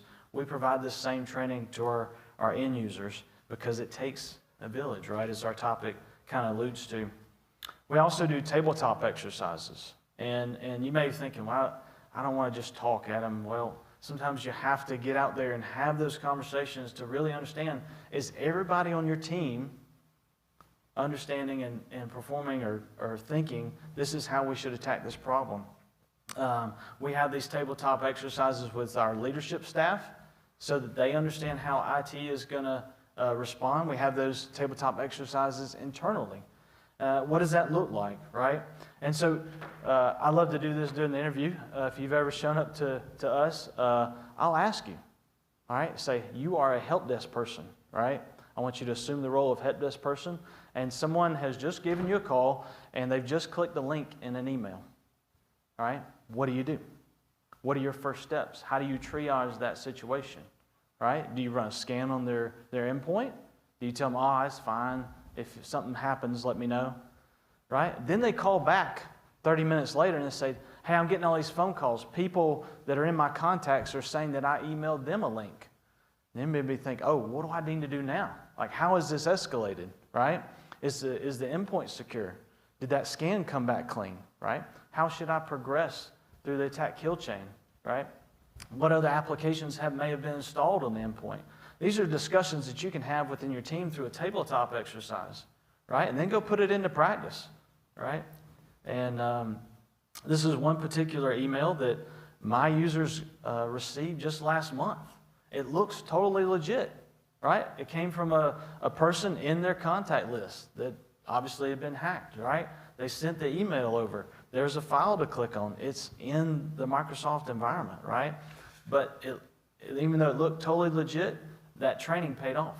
End user contacted us right away and said, I don't usually click on links. I called the guy and he said he didn't see the email, right? This is your first line of defense, right, as a cyber professional.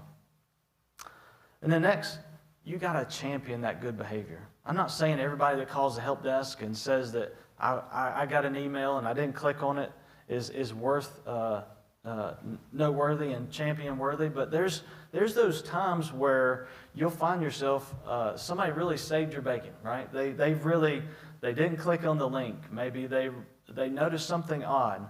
During our cyber incident, we had somebody report that, hey, I saw a text file and it had test 1, 2, 3. Well, that was the attacker writing a file to the C drive, right, to verify that their processes were working. Those kind of detections can go a long way in your cyber preparedness, right? Being able to detect those things early. So champion that, right? Not only that, but gamify it. I have other organizations that have found ways that they now grade their employees, right? And if they have certain challenges throughout the month of October, it is Cybersecurity Awareness Month, and if they complete those challenges, they get points, and as they get points, then they award a prize at the end of the month, and a monetary prize. So find ways to champion that good behavior and instill that upon your users is a great thing. I'll leave you with this. We didn't get attacked because we didn't have great tools. We had great tools. We had great technology. We had a great team. We had a great team that did great things. But we got attacked because we were complacent. And I've been reading some leadership books right here lately, and I'll instill that upon you. If you're complacent, you're falling behind, right? It's only when we're moving forward, when we're progressing, right, that we're not complacent, that we're actually making progress. And so it would be my challenge to you as students, as you go into the workforce, right, find ways to be resilient, right? Find ways to have unity in your team. Know that the end users do matter. I know sometimes we like to make fun of the different things that we see in our help desk tickets, but those users are your first line of defense. It takes a village. It takes a teamwork. And so don't just invest in the tech, but also invest in your employees. So with that, I'll take any questions from the group. I like how you mentioned you don't punish bad behavior, you reward the good behavior. Because if you punish end users for making mistakes, they're less likely to come to you when they actually do make a mistake. And so you kind of breeding that culture of, let's just not say anything. You turn it into a teaching and learning exercise and then try to reward good behavior so that they do approach you first if something does happen, right? Yeah, very, very so much agree to that. I will say that I was very pleased with my team at the Cyber Center. They won top honors, right? They got so many points for detecting the attacks, and so very pleased with them and how they performed. And you got to celebrate those successes, and that includes your employees as well. So, question? Kim said by appearance in the slides that she's concluded that she's your favorite. Oh, okay. I have one employee who's going for a doctorate here at Middle Georgia State University. Very proud of Kim Harrelson, and we're certainly celebrating her successes. She was on the team, right? She was a part of our exercise, right? And you can see her right there with the hat on. That's Professor Harrelson. She does teach here at Middle Georgia State University. She was in the grind, and we were knee deep in recovering from that event, and so very glad to have her on the team. Anybody else? Yes, sir. Yes, in regards to your Equifax example, we have so many servers and just one misses an update, and that's the endpoint. I was curious, in your opinion, is centralization a hindrance or a help in terms of improving security in those kinds of physical hardware circumstances? Yeah, so it talks about, the question is centralization, right? having everything in one spot. We talked about AWS, right? We talked about the idea of having disparate systems, right?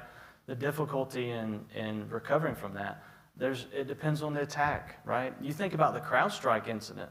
Everybody's forgotten about that, but just last year, right? CrowdStrike wiped out Delta's entire flight schedule, right? Because why? They used the same application in their dev environment and their production environment and their DR environment, right? And so it's great to have one tool that inventories everything, right? But when that one tool kills you, right, then you don't have anything to recover from. And so inventory is hard for us. And I'll briefly say this. We do what we call a cybersecurity endpoint checkup. What does that mean? It means my tech people going around to every endpoint every year and verifying that they have the right tool sets, right? That they have the endpoint protection is there, it's installed. That our management endpoint agent is installed. The updates are happening. And so it requires a lot of work to be able to go through and inventory that correctly and double check those things. So not only trusting what you're seeing in your dashboards, but actually physically going to each endpoint. And it's a process. I have one more question over here. Yes, sir. You mentioned in the presentation that it's important for a company to prioritize a good culture, good cybersecurity culture, and one of those aspects being to gamify the experience. One of my questions was, how does Gypstick gamify cybersecurity culture? Yeah, so great question, and we're working on that, right? We're not quite there yet, but I will say that I've had, when you talk about gamification, that's what we did at the Georgia Cyber Center.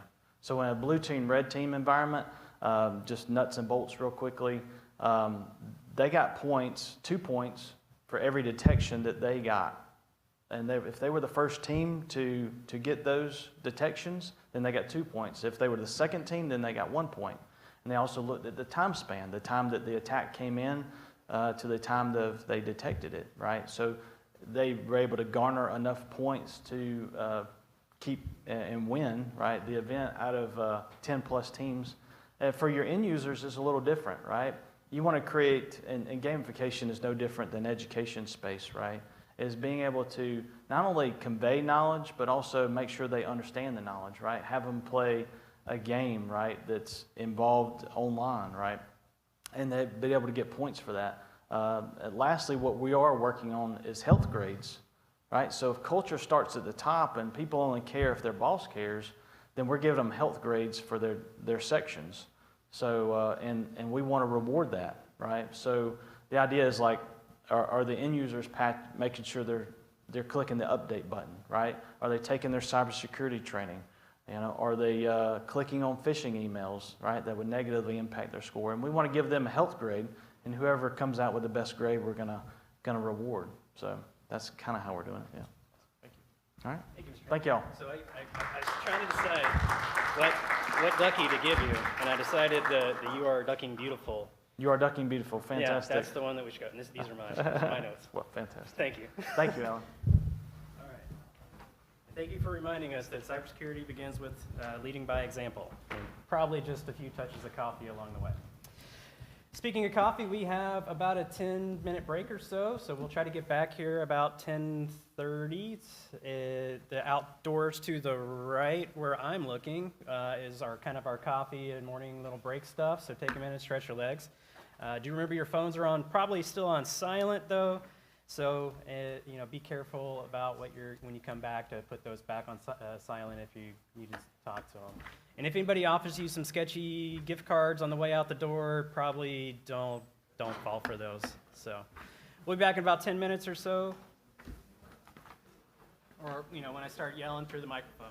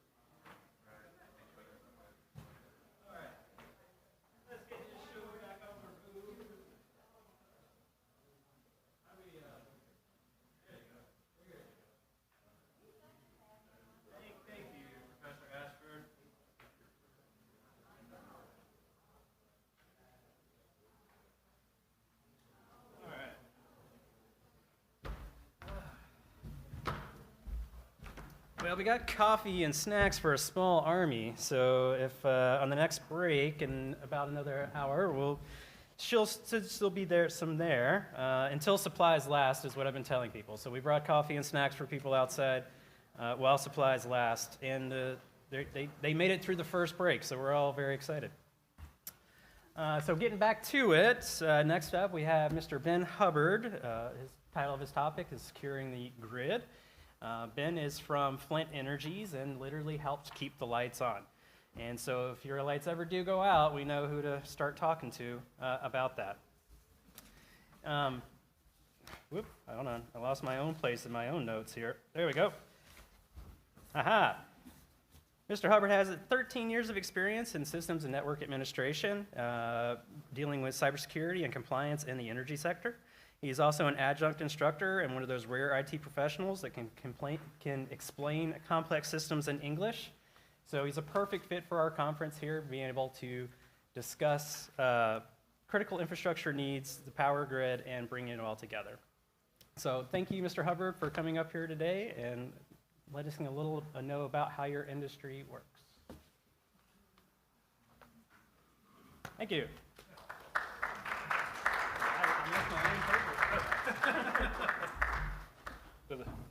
Thank you. Thanks for the introduction there, and I appreciate y'all allowing me to be here. As he said, my name is Ben Hubbard. I work with Flint Energies. We are a distribution electric cooperative. So I guess first thing would be, let me kind of explain to you what it is that I do. What is a distribution utility?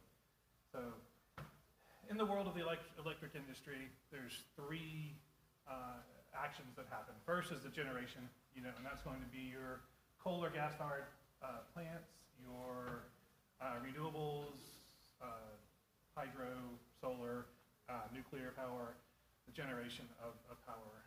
And then the next part is the transmission. And so that's where we take the power, from the generation facility.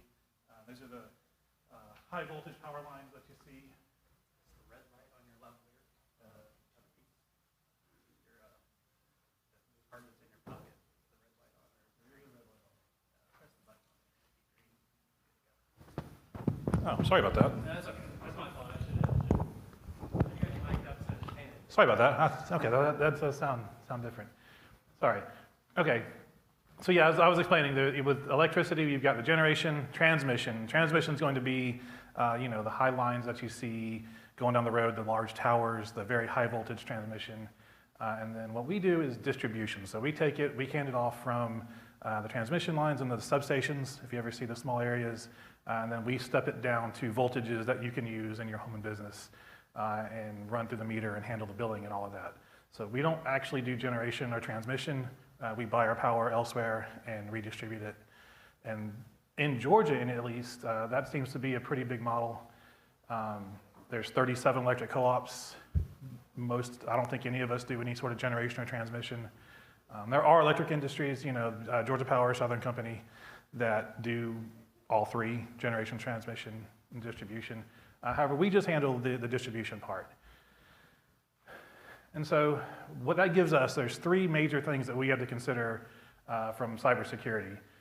First is ensuring that our consumer and employee data is safe. We've got personal information out there for all of our members and all of our employees, names, account numbers, social security numbers. We keep those things just because we do have, since we are an electric or a utility, we're required to verify identity of our members because that's a stepping stone to getting a real identity, a real ID. When you go get your driver's license, you got to show your utility bills. So we do have per facta, we have a duty to verify those IDs. So we do have personal information for our members. And then second would be ensuring the secure transmission of payment card data. So the payment card industry requires that we keep the credit card information safe and that we transmit it safely. We're not a processor, so we have to take the information, send it off site, and we have to ensure that is done so safely and securely. And then third is securing the access to the actual power grid, the AMI system, automated metering infrastructure, and or SCADA, which is supervisory control and data acquisition, which is what allows us to monitor the power grid and remotely activate switches and relays to keep the power flowing. So those are the three things that we have to, to control, the technical controls of such. From a consumer employee standpoint, we've got all of our normal tools, intrusion detection prevention systems, network protections, firewalls, VLANs, database protection and encryption, of our consumer data. We keep those databases salted, hashed, encrypted. Log monitoring, aggregation technologies, SIM, so that we can keep an eye on what's going on in the networks. And then adherence to standards, FACTA, HIPAA, again, health insurance. We have some data that we have to keep safe. Next, securing the payment card data. So we are held, the payment card industry's data security standards, requires that we, don't touch the cards. We don't copy the cards. We don't store card data anywhere. When we send it off, we have to tokenize it so that, we're not passing credit card numbers in plain text. It's creating a digital token to go from us to the credit card processor and back. And one of those things too is that we have to air gap that system. So our payment card network, does not run over our corporate data network. So, even though the terminal is connected to the computers, we have to have, separate network connection for that tokenization device. So when you swipe the credit card, it sends the data out a completely different path than our corporate network. And then finally, protecting the power grid assets. We have to, again, ensure that our SCADA systems, our industrial control systems, are all air gapped. You don't want those being accessible from definitely not the internet, but not even our own corporate network. You don't want somebody clicking a link, getting on our network, and then having direct access into our SCADA system and being able to turn the lights on or off somewhere. So, we have to maintain that air gap, that separation. And of course, ensuring the physical security of our substations and devices. So cameras, making sure that there's access controls into the buildings and the substations, making sure that there's, that we have notifications if somebody opens a breaker box somewhere, making sure that nobody is physically tampering with the grid, doing to our best ability. Now, it's not always feasible. People are gonna break into things, but one of the things is doing our best to ensure the physical security of the grid. And then of course, we have standards that we apply. So the NERC SIP, NERC is the North American Electric Reliability Corporation, and they have a set of standards. Now the critical infrastructure protection is a data security standard that we adhere to and keeps us, that we ensure that the grid is safe and, again, reliable. The NERC was actually founded back in the 60s. The CIP part of it, the critical infrastructure protection, came about in the mid-2000s. We do serve military installations, so NIST 800-171 and the CMMC, the Cybersecurity Maturity Model compliance, are things that we adhere to as well. So, give you a quick rundown, since I know that the idea here is cybersecurity takes a village. So that's the technical things that we're trying to accomplish, in the electric industry. And so how do we do that? So we got to build our team, right? We've got to build our team of users and contacts and vendors. And so yeah, we have, we need our end users to be aware and participate in our programs. We need to have strong vendors, managed security services that we can reach out to for help when we need it. We need help from our peers and professional organizations, and then we also need help from the government. There's resources out there for us to take advantage of as well. First thing, assembly team, end users. So, yes, everybody's talked about end user training. We use Know Before. I think Siggy said, think before you click. Absolutely, that's the late Kevin Mitnick. That was his tagline for Know Before security training, think before you click. So we do the monthly training modules that we send out just like everybody else does.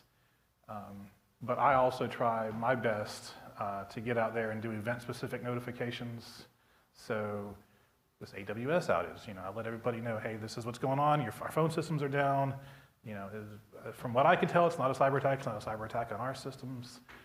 You know, I let them know last year with CrowdStrike, I'm a CrowdStrike customer.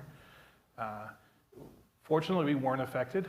Our vendor that we go through, we live in their tenant, so they test the updates in their environment before they push them out. So we actually dodged that bullet. Their test environment went down, but we dodged that bullet. And then I do presentations at least once or twice a year. I get at our safety meetings and just kind of do a state of the cyber, what's going on here, just to keep all the users aware of what actually is going on out there. But making them aware of everything, that's only one piece of the battle. You also have to make them accept what's going on, right? So I tried my best to explain the real world reasoning behind what we do. And I think Adam said the Department of No. I've been called that. I've been called Mr. No. You won't let us get on Netflix. You won't let us get on TikTok. I can't install the software I want to install. You're always there to tell us no. And I try to be, I always explain to them. I don't just tell them no. I always give them a reason. Well, no, this is why we can't do that. Specifically with, I was talking about the SCADA system. When we first put SCADA system in, we didn't have all these protections in place. And implementing, a secure and air-gapped network with a secure access workstation between the corporate network and the SCADA network, it took some explaining to engineering, why do I have to remember more passwords? Why do I have to take this extra step just to be able to do my job? And I had to explain to them, well, this is why, one, it's compliancy. NERC SIP requires that we have that air gap, but two, I pointed to, and somebody else I know mentioned Stuxnet. We pointed to that. I was like, why do you suppose that the implementation of the critical infrastructure protection was at the same time that Stuxnet worm was being developed? It's because they knew what was coming down the line. And so, explaining to them the real world consequences of their actions and why we put these in place is what helps out a lot to that user acceptance. And then, again, I know Adam mentioned tabletop exercises. We do those as well. And one of the biggest things for me is in the electric industry, we've always done tabletop exercises once a year to test our emergency restoration plan. So, in the event of a natural disaster, what are we going to do? Who's going to be in charge of what? Hurricanes, tornadoes.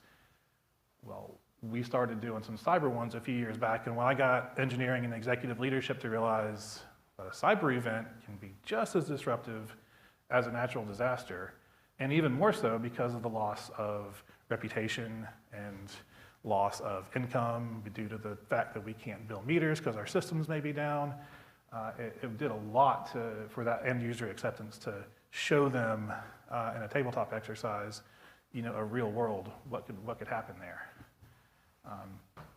And it all goes back to creating, that culture of awareness, constant reminders, sending out the fake phishing emails, making it so that when, they'll call me before they click on something like, hey, did you, even with me, they'll call me up, I'll send out an email. Did you really send this? Is this really you?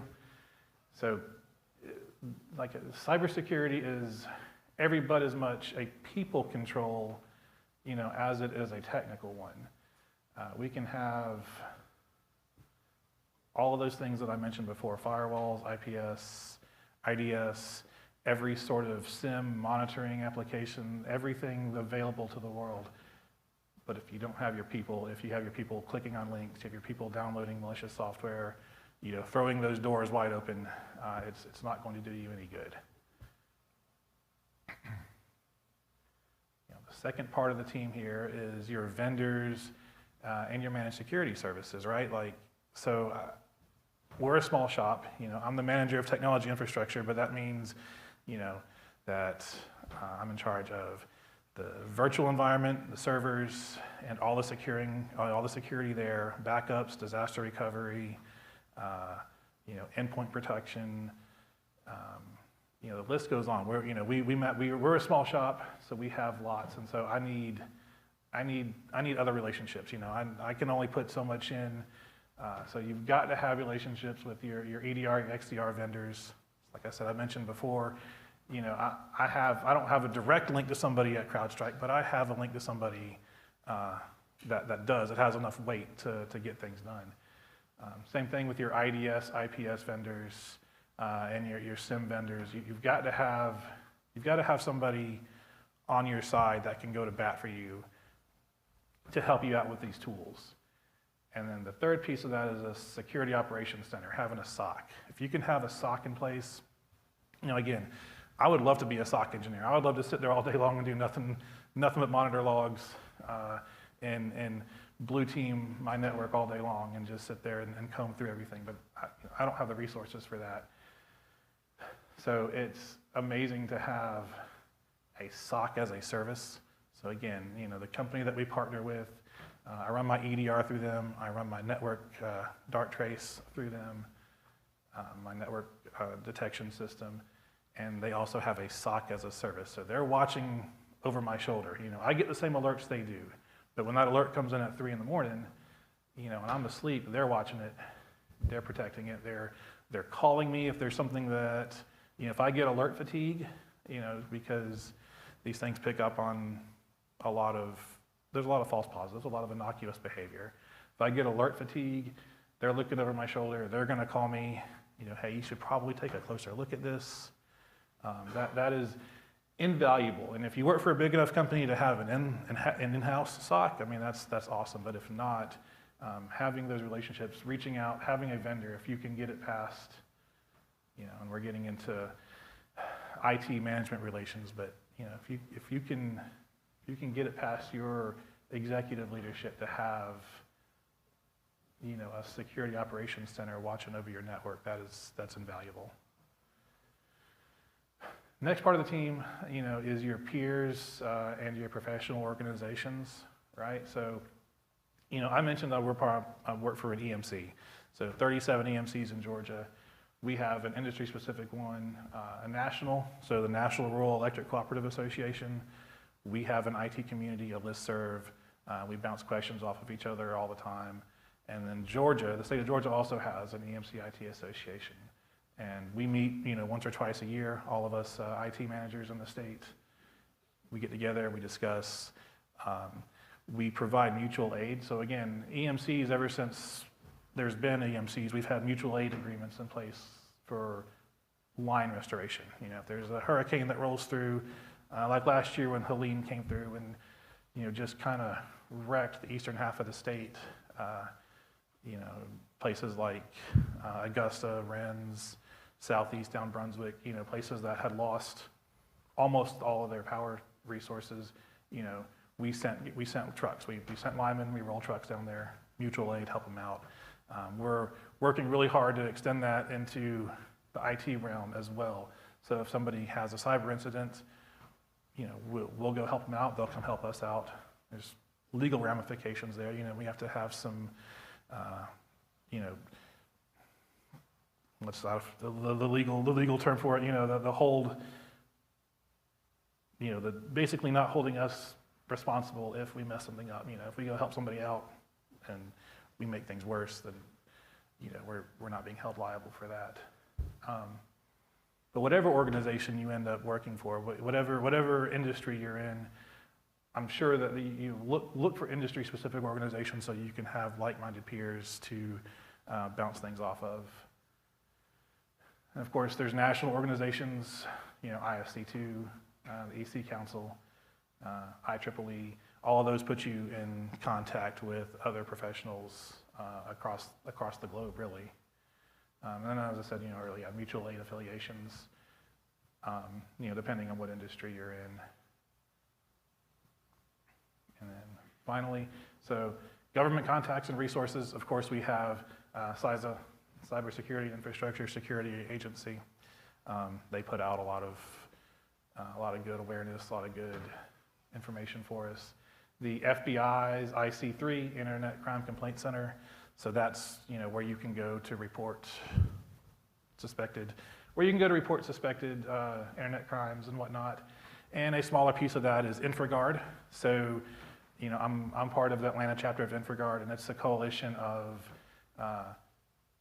representatives from all critical infrastructure, not just, utilities, yes, but banking, healthcare, and it basically puts us in contact with the right contacts at the FBI. So if we have an incident, we know we can reach out to InfraGard and have those government resources available to us as well.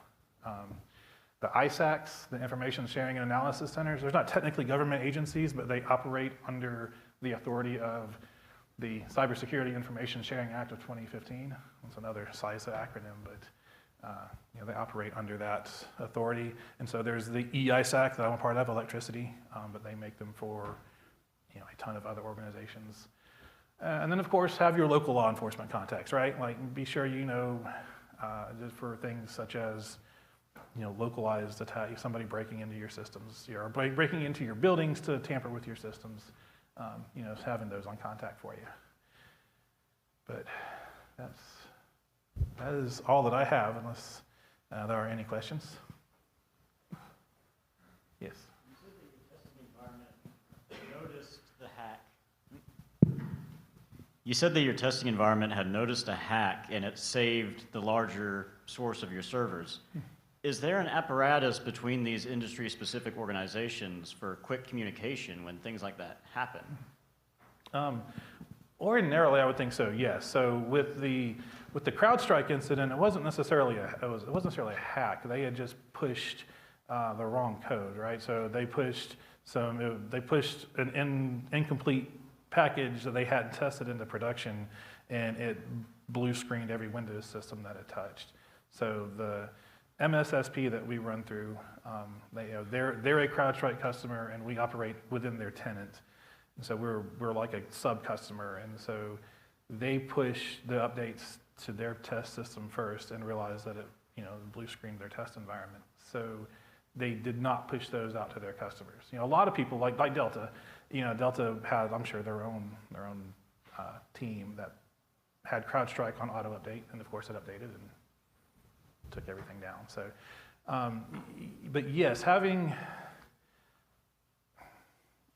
that in place, having a notification system in place, I think that would probably point to your industry organizations, your sizes, being part of those organizations so that you can submit what you see and have it redistributed from a source. Because that's kind of the thing, is like, I can send out an email to my contact list, but what do I know? But if I have, I report it through CISA or through IC3, and then it gets redistributed out, from a verified source. Thank you. Yeah. So again, I was kind of looking at the different types of ducks that I have over there, my motivational duckies, and I decided that you are ducking brave, because of all the different industries where cybersecurity touches, energy and water are the two that I want to be the furthest away from. Thank you. I'll take. Yes, sir. All right. So, again, thank you, Mr. Hubbard, for shining some light on our energy infrastructure. I do have a question. You took it off, so maybe everyone else can ask. I can do that.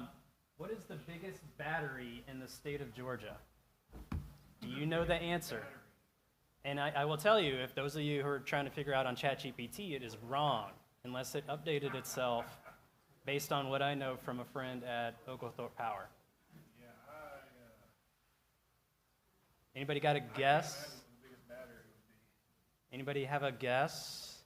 Probably something on a solar field, if I had that. Close. It's actually the Rocky Mountain Hydroelectric Dam, because if there's energy oversupply, it pumps water back uphill into the reservoir, so that's energy in a stored state. And then when we need power, that water is released, and the dam generates power, thereby discharging of the battery. So technically, and it's supposedly it's one of the largest batteries in the country. Yeah, if you're going by dictionary definitions. Yeah. Thank you, Mr. Hubbard. And Mr. Fox, if you're ever out there and you heard me use your factoid about Georgia's power systems, thank you for enlightening me on that as well. All right, so we still, I think, have one maybe critical infrastructure, but we're shifting gears a little bit, and this kind of brings us back to, it's supposed to be interdisciplinary and shed light on many different situations. And so up next, we have two of our fellow professors here at Middle Georgia State University, Jessica Sissa, and I said that right? Dr. Sissa, sorry, and Dr. Adrian Baker, and they're gonna talk about cybersecurity in healthcare, a rehab perspective. They are from the Department of Rehabilitation Science and Fitness. Jessica is an occupational therapist with over 17 years of clinical experience, specializing in adult rehab and patient-centered care. And Dr. Baker is a physical therapist and a faculty member with expertise in postural restoration and clinical innovation. I got that right? Whew, this is not my field at all. So it's really great that you guys are here to talk to us today about how your field intersects with cybersecurity and how we can keep our broader spectrum of cyber posture to our people. So, whoever's got the lob, you press the button for the screen, that means you're live, and then the podium mic is live as well. All right, thank you. All right, I'm a very loud person by nature, so I will use this microphone. Y'all just let me know if I still get too loud, okay? I'm Dr. Adrian Baker. Again, I'm a physical therapist. I worked in clinic for about 12 years before switching over to education. So we're kind of going to talk about the digital shift that we've seen, and will probably be the least technical presentation today because we're going to talk about it from a practitioner standpoint, right? The other side of it. So again, when we first started, we actually worked together in the clinic, so we've known each other and worked together for a long time. But when we both first started, we were all on paper charts and paper documentation, and then we saw that shift into digital documentation, and then again saw that shift into what we're going to talk about a little bit today is telehealth. All right, so I'm Jessica Sissa. Part of kind of what she said, way back in the clinic when I first started, all of our documentation was paper. We had to write everything down. We had to track, how many patients we were seeing, what their schedule was on a big whiteboard. So we've been through the shift to electronic medical records, the EMR, and then most recently this big push with telehealth since COVID. And so all of that has, of course, included some cybersecurity risks that we've had to navigate. And, we are practitioners. We are not IT gurus by any means. So having to balance that clinician perspective and that patient care perspective with still protecting their data, has been kind of a progress for us. And so we're just going to kind of talk about some of those risks kind of from our side of it, and then some of the strategies that we've seen that can help to kind of mitigate those risks. All right, so first up, what is telehealth? Most of you probably heard of it. You may have even used telehealth, but essentially it's just a digital space for healthcare. A lot of times telehealth visits occur over video conferencing systems, but it can also include things like secure messaging between your providers and just documentation on our side of it and that kind of thing. So there's lots of different avenues for telehealth. And telehealth has been a really great thing for healthcare, especially since 2020 and COVID. So it's increased access to services for a lot of our patients, especially those in like rural areas, patients who maybe are too sick to go to a doctor or to come see a therapist and that kind of thing. So it's been really good at just increasing access for everyone. It's really cost efficient. So you lose a lot of that overhead cost of a clinic with equipment and that kind of thing. So as a whole, just from a business side of it, it can be really cost efficient. It promotes continuity of care. So one of the big things in healthcare of recently is just trying to get providers talking to each other. A lot of our patients go see, these different people, they're not talking, so there's no continuity there. So telehealth allows a lot better collaboration between practitioners. It's convenient, of course, allows a lot more easier, flexible scheduling, and it can help reduce exposure risks, which has been a really big focus of healthcare, especially since COVID. All right, so again, since 2020, we've seen a huge digital shift. First, it was out of necessity. It was because, right, I've been exposed in this clinic, I'm stuck, I'm locked down for 21 days. I can't go to a clinic that hasn't been exposed, so now they've lost their therapy services. They've lost their evaluating therapist. So instead of saying, okay, sorry patients, you guys don't get therapy anymore, they started doing telehealth. So our government passed a lot of laws so that this could become a thing. And now we were able to telehealth with one of those like assistants, like a physical therapist assistant or a occupational therapist assistant. They would take the computer in with the patient. They would have them go through some things, and we're evaluating. We're asking them, what do we do? Or, have them do certain things. And so we can do that evaluation, and we can continue to provide that care. But when COVID happened, we saw that it was a 38 times increase in that telehealth need and the way we were doing it. And of course, once we recognized that convenience, and when clinics found that economic side of it, that has kind of continued on in the healthcare community. And now you've got like your telehealth docs. You don't even have to go to the doctor if you need antibiotics, right? You can just log on and they can send you a prescription, right? And now we have Amazon that has prescriptions. So it's continued to be part of our healthcare. So it enables that continuity of care, but it also is going to increase that cyber risk. We're going to have multiple devices that we are going to be using, because unfortunately I may not always be in that clinic in a secure location on a secure Wi-Fi using that provided device. I might be in between patients, and that person's about to go out for dialysis, and so I've got to see them right now if they want to be seen. So I might have to drop off at a Starbucks and use their Wi-Fi so that patient can get the care that they need. Is that ideal? Absolutely not, right? But that's kind of the world that we're living in as a therapist. So we're often balancing that patient care, trying to do the best we can for that cybersecurity, limiting those risks, and making sure that we can control all the things that we can control. But again, we're always going to be therapists and clinicians first, and so our patient care is going to trump, this is going to kill y'all, it's going to trump the IT stuff, right, in our eyes.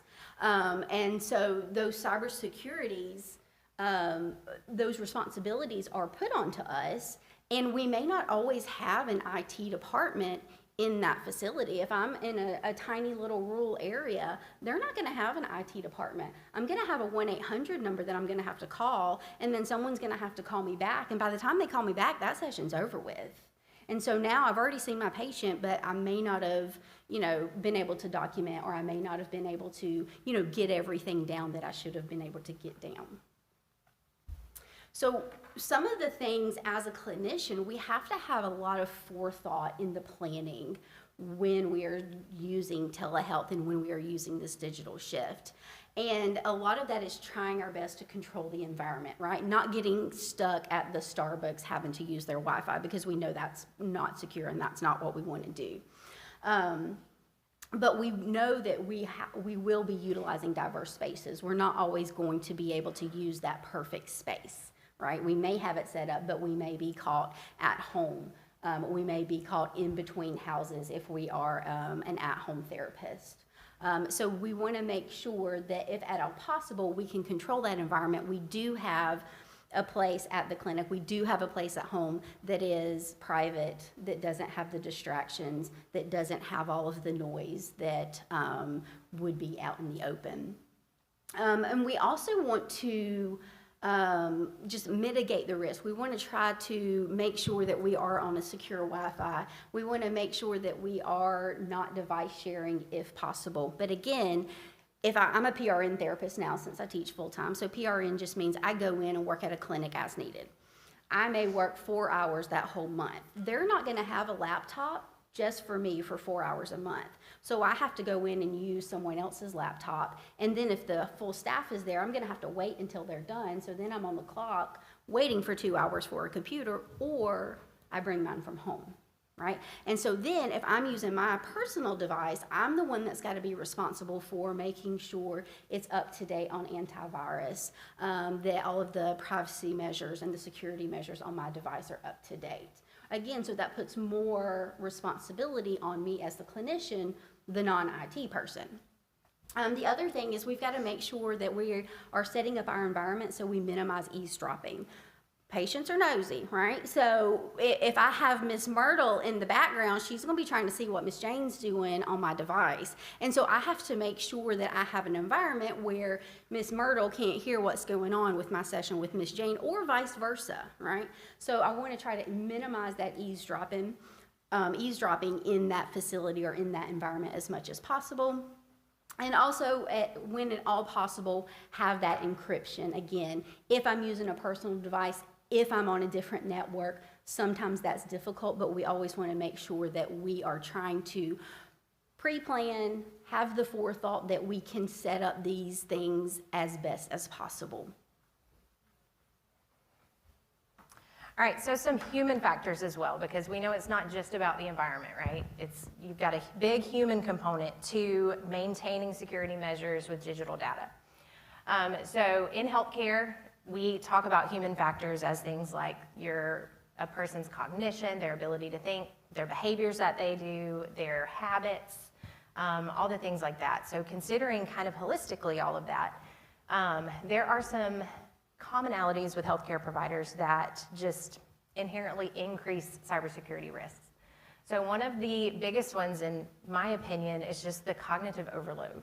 Clinicians, healthcare practitioners have a lot on their plates, right? We have patients we're trying to care for, we're trying to document our services, we're fighting with insurance companies a lot of times, educating family members, coordinating care with other practitioners. So there's just a lot happening at any given point of the day. So adding on top of that, ensuring that all of our patients' data is secure, that all of these new digital systems that are constantly changing and updating on us, that we're staying up to date with that, can just naturally, unintentionally increase risk of practitioners trying to kind of do workarounds, or I don't want to say get lazy with protocols, but like she mentioned, our patients come first. And so oftentimes we are more concerned with our patient and what's happening there than we are with the digital security.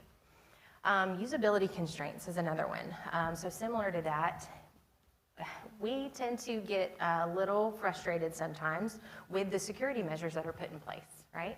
The multi-factor authentications, the session timeouts in the middle of our documentation, things like that can oftentimes interrupt kind of our therapeutic flow. And so that's going to lead to, again, trying to be efficient. Efficiency is like the word for healthcare, right? We're trying to be productive, see as many people, help as many people as we can. And so when we've got a session timing out constantly, we're going to try to figure out how we can work around that. How can I keep this open? If our patient has something emergent happen, or we just get distracted with caring for our patient, some of our patients are very needy and they need our full attention. That can lead us to leaving open devices with patient secure data on it. That obviously is not best practice. And then so those usability constraints, again, things like having to change your password every 30 days. Of course, that is great security measures. I have way too much going on in my brain though. I'm never gonna remember what password I changed it to. So what am I gonna do? I'm gonna write it down. That's a no-no, right? You don't wanna leave your passwords written down around. But things like the usability of the systems, just not meshing with the actual realities of healthcare and kind of how we work every day can obviously increase the risk as well. And then I've already kind of mentioned it, the culture of care. So we are practitioners first. Our patients come first. And so, we may be just trying to do what's best for the patient by sending them a link to this device we want them to order, or asking them to send us something, and then here's a link that I maybe shouldn't click on, or maybe I've asked them to email me something, and then there's a phishing scam, and I think it might be the patient, and I'm going to click on a link.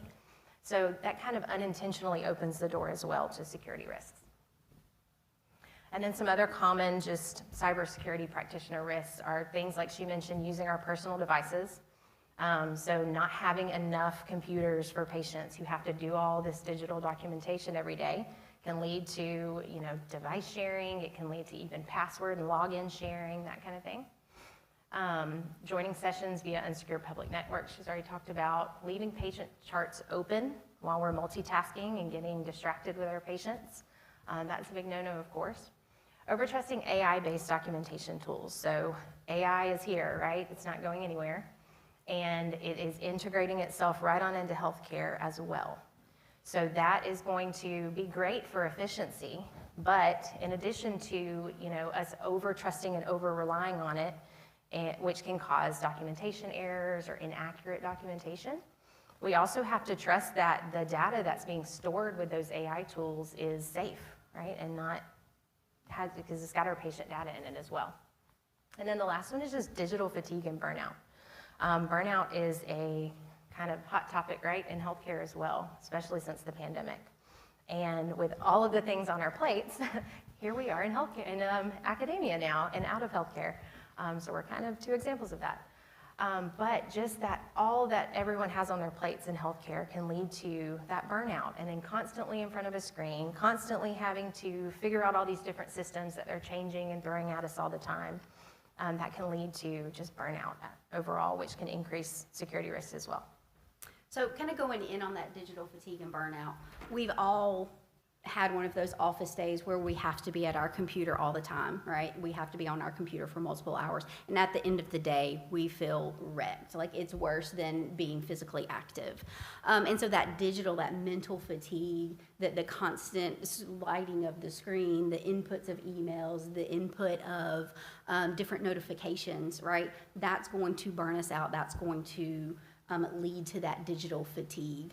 And anytime our brains get fatigued, our awareness is going to go down. So that's when those phishing attempts, I'm just trying to get the box to go away, so I'm just going to keep clicking on it, right? That's when all of that stuff is going to happen. So some strategies that we can implement as practitioners for our environment. We've kind of hit on some of these throughout the lecture so far, but securing that space, right? No matter where we're going to be, if we're going to be at a clinic, if we're going to be at our home, making sure that we're planning our day and making sure that we have that space set up that can ensure that we are limiting as little environmental risk as possible.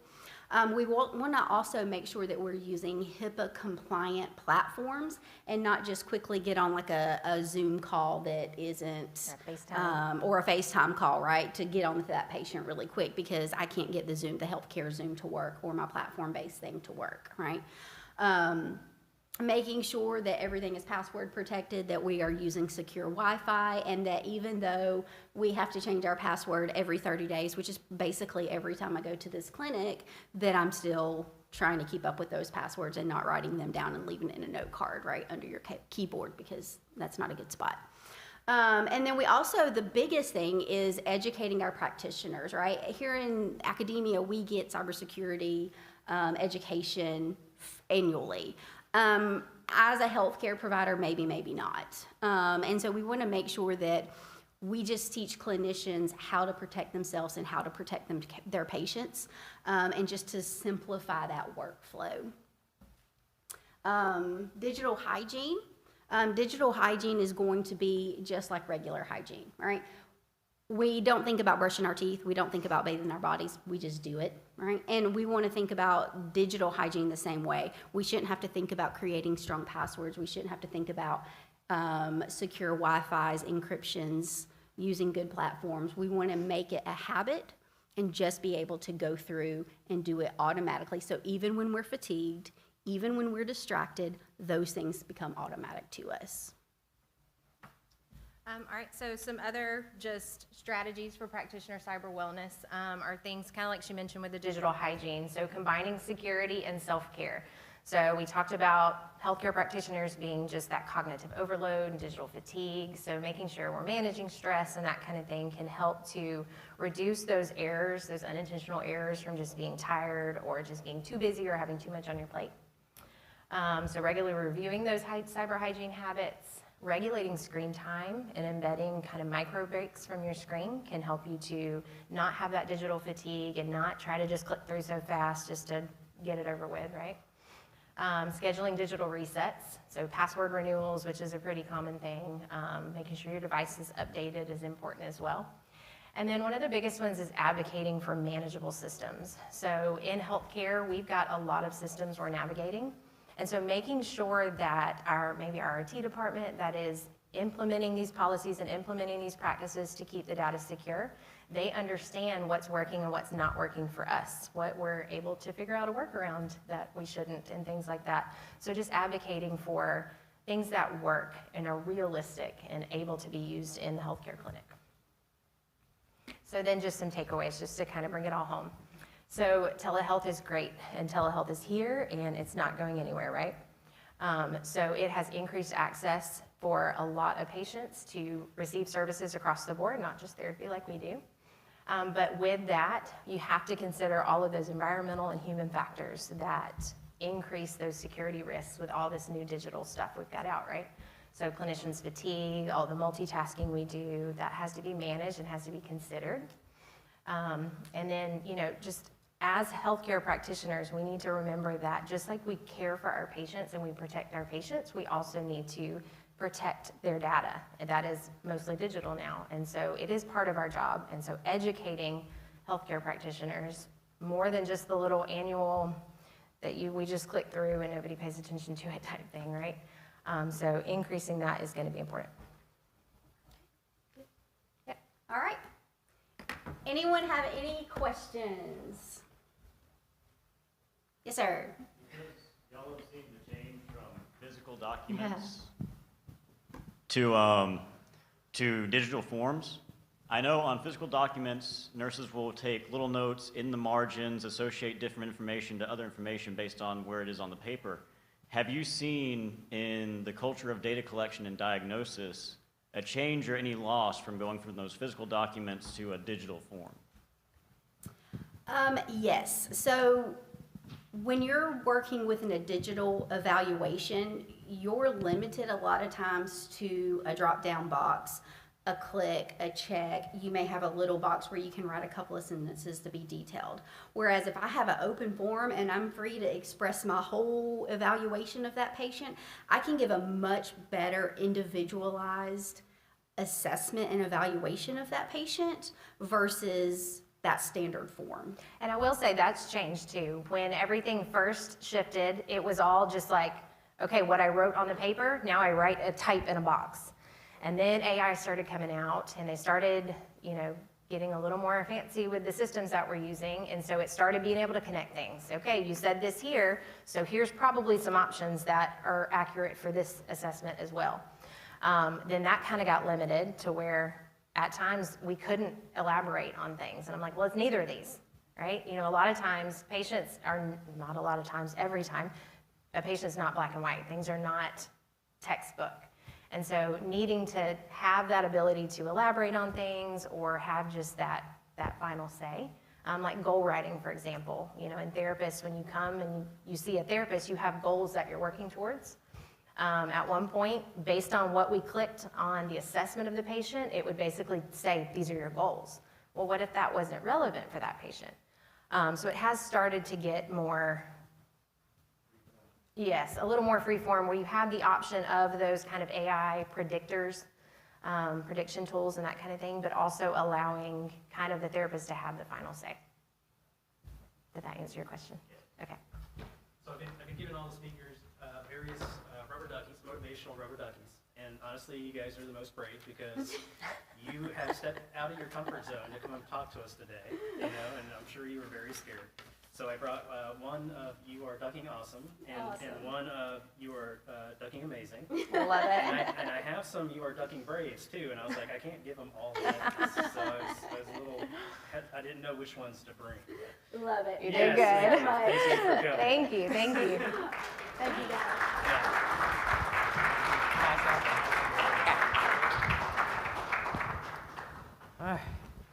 Whew. On the way. Well, not to scare our dear people from Department of Rehab and Science, but our next speaker actually prides himself on making sure that you are a little just clicky on all the things. So up next, Just a little bit. His name is Adam McGuire. His topic today is Don't Take the Bait, Fishing on Campus. He's from MGA, works in the Office of Technology Resources, and he's an information officer. He started here as a student worker, eventually worked his way up the chain, became part of IT support, the network administration department, and now he's on the forefront of protecting the university systems.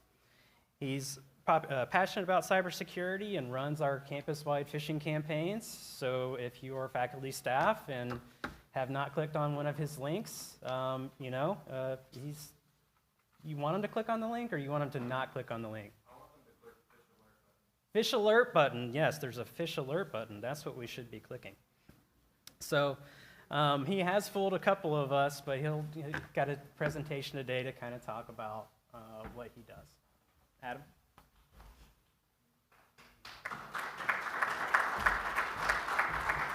Good. Clicker's right there. And is your light green?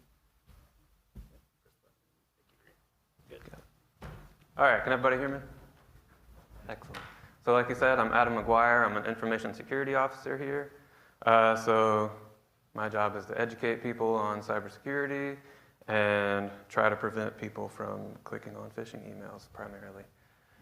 So a little background about me in case you're wondering why I'm up here talking to you. I grew up with computers, as probably most of you did at this point. I was a youth pastor and a worship leader for about 3 years in my mid-20s.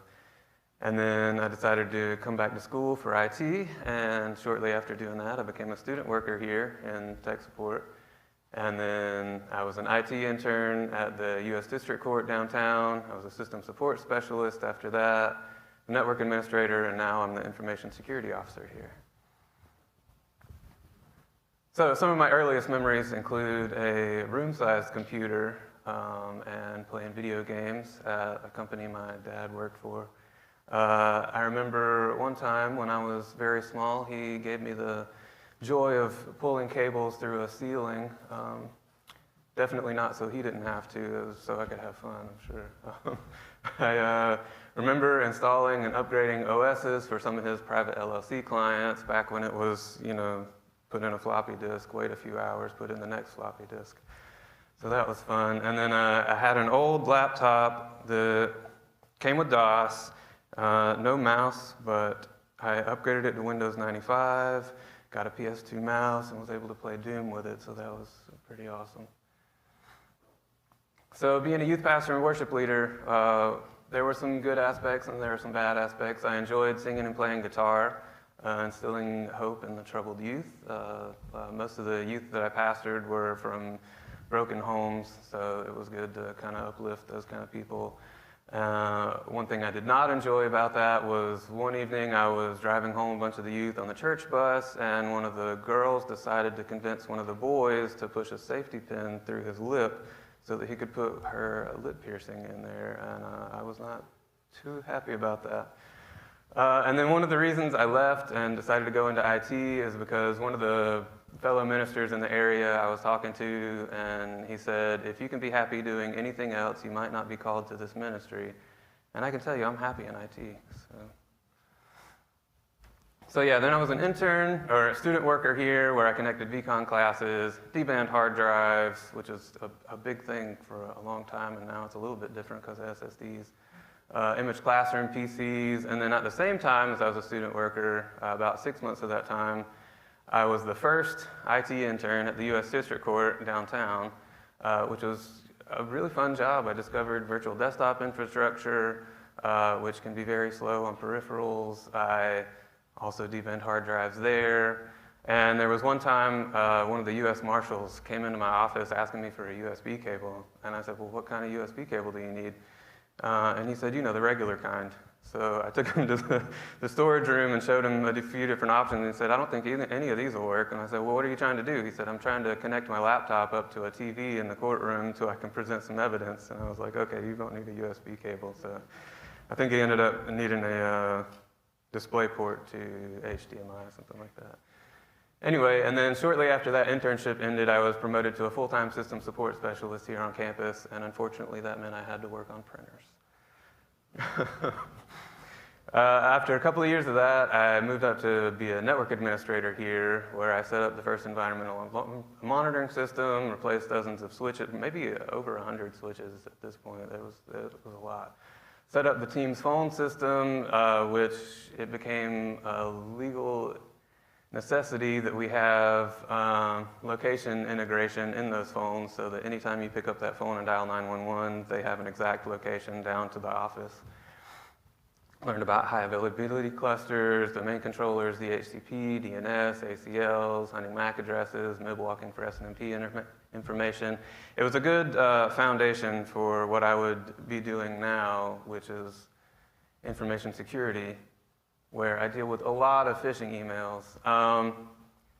The data from Checkpoint was in this article that I read recently that said in 2025, education saw a 41% increase year over year in cyber attacks, making it the most attacked industry globally, which I didn't realize, but dealing with all the phishing emails I deal with, I would think that that's probably accurate. So what is phishing? Phishing uses tactics like urgency, impersonation, fear, as bait to convince people to give up information such as their credentials, their name, address, banking details, session cookies. And here on campus, most of the phishing emails that we get deal with financial aid, fake job postings, fake account issues, things like that that are, things that you would probably want to click on if you were a student. Why are college students targeted? Well, they normally don't have as much experience dealing with online banking, credential security, the different phishing tactics that are being used. They probably haven't dealt with a lot of job listings and applications, so they don't have a lot of reference for, well, is this supposed to look like this, or is this fishy? They also handle a lot of money. I don't know if you guys have looked at your tuition bills lately, but they're pretty high. You have to pay a lot of money to be here, and even if you use financial aid, that financial aid gets transferred, and you are a part of that. And, there's a reason people refer to themselves as broke college students a lot of the time. When you're paying for all that tuition, you probably don't have a lot of extra cash, so these fake job postings are pretty enticing. And one of the main reasons I think that they're targeted and can end up falling victim to them is because there's already a massive amount of digital communication that is coming through. Like, here, I'll give you just a few examples that I thought of off the top of my head when I made this slide. There's applying for admission, financial aid, accepting financial aid, onboarding student loans, registering for classes. The list goes on. You are constantly bombarded with emails and alerts about all these different things, and it makes it really difficult to discern what's legitimate and what is a phishing attempt. And for instance, all of these domains are legitimate bank mobile domains. So it's almost like they want you to be confused when you get an email and question whether it actually came from them because they use so many different things. And then firstcarolinabank.com is the actual address for Bank Mobile because they're owned by First Carolina Bank. Luckily for me, a lot of the times they won't use an actual Bank Mobile domain to impersonate Bank Mobile. This one day in May, they used all these different Hotmail addresses. So that makes it a lot easier for me to spot that this is a phishing email because Bank Mobile's not going to use a Hotmail address. So, since I've been talking about Bank Mobile, let's go over some examples of actual Bank Mobile phishing emails that people have gotten. A lot of these will just be the attachments to the emails because sometimes they'll just send an email and the body will be blank, but there will be an attachment. So this was one of the attachments. It looks pretty legitimate. It's got their actual MGA logo at the top there. It's got what looks like a legitimate MGA URL, but then if you hover over it, you'll see it takes you to a Microsoft form. And here's another one. It's pretty simple.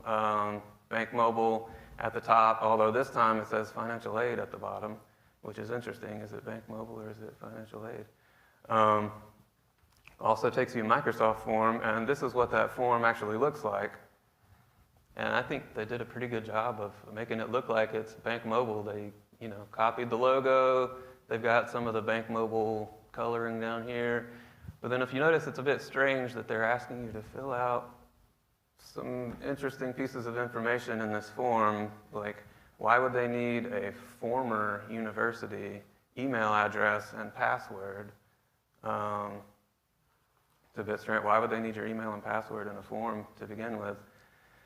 Why would they need your date of birth? And then notice at the bottom here, just under submit, it says never give out your password.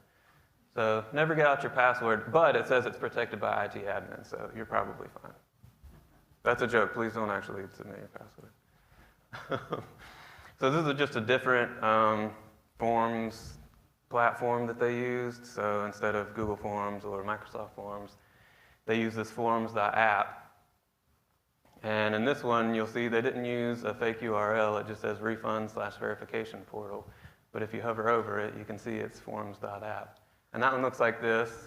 A little less legitimate looking, but still, I could see why someone would enter their information in here. And I thought this over here was funny. Please check the box to confirm your consent to the terms and conditions.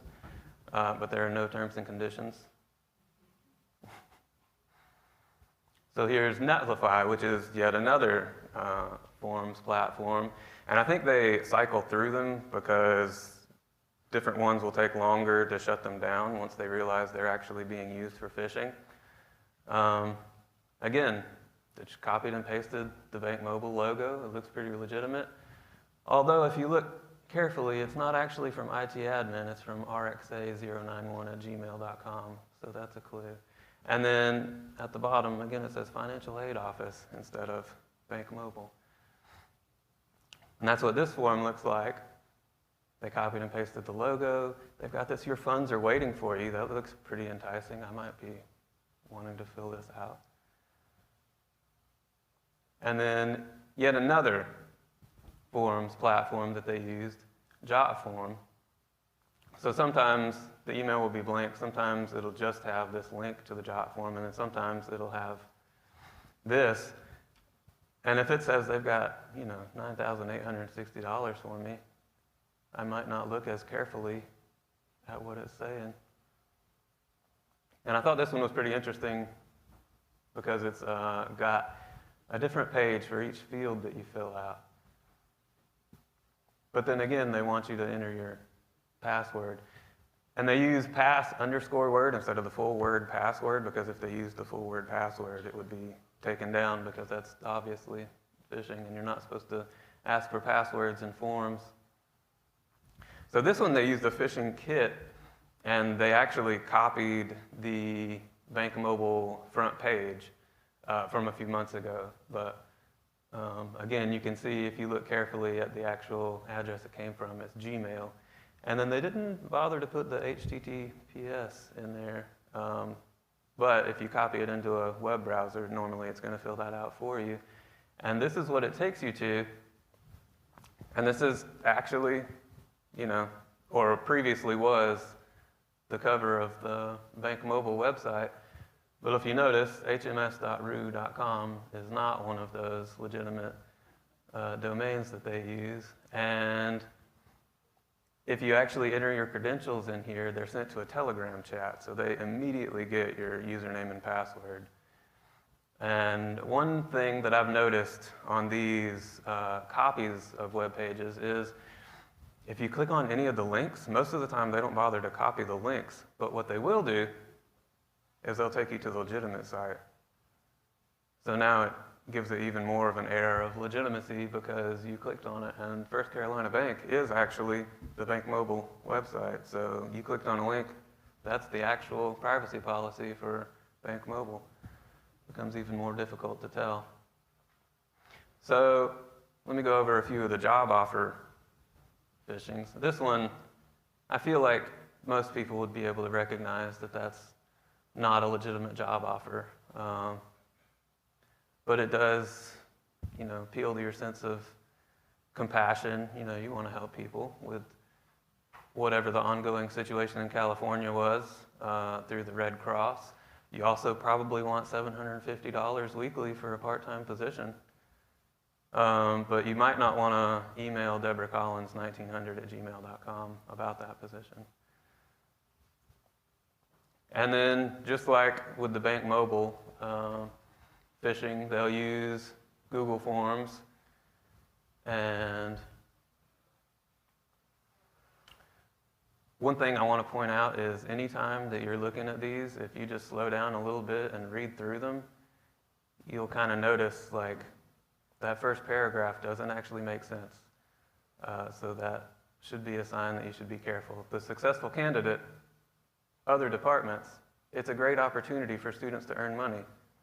That doesn't really flow as a sentence, so that should clue you into it probably not being a legitimate job offer. But if you did click that link, you would get to our legitimate MGA logo there.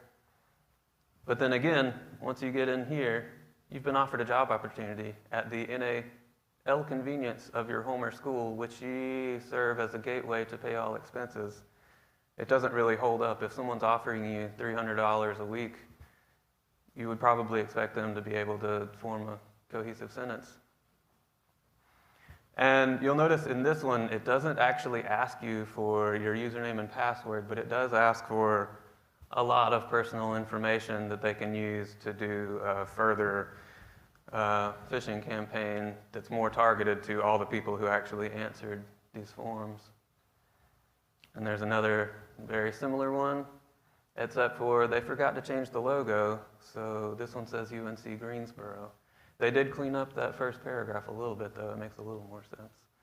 But hopefully the people that saw this recognized that they're not UNC Greensboro here. And this was very common for a while, so we started to try and add in this little caution statement at the top there whenever we cued in on keywords like job offer or virtual personal assistant.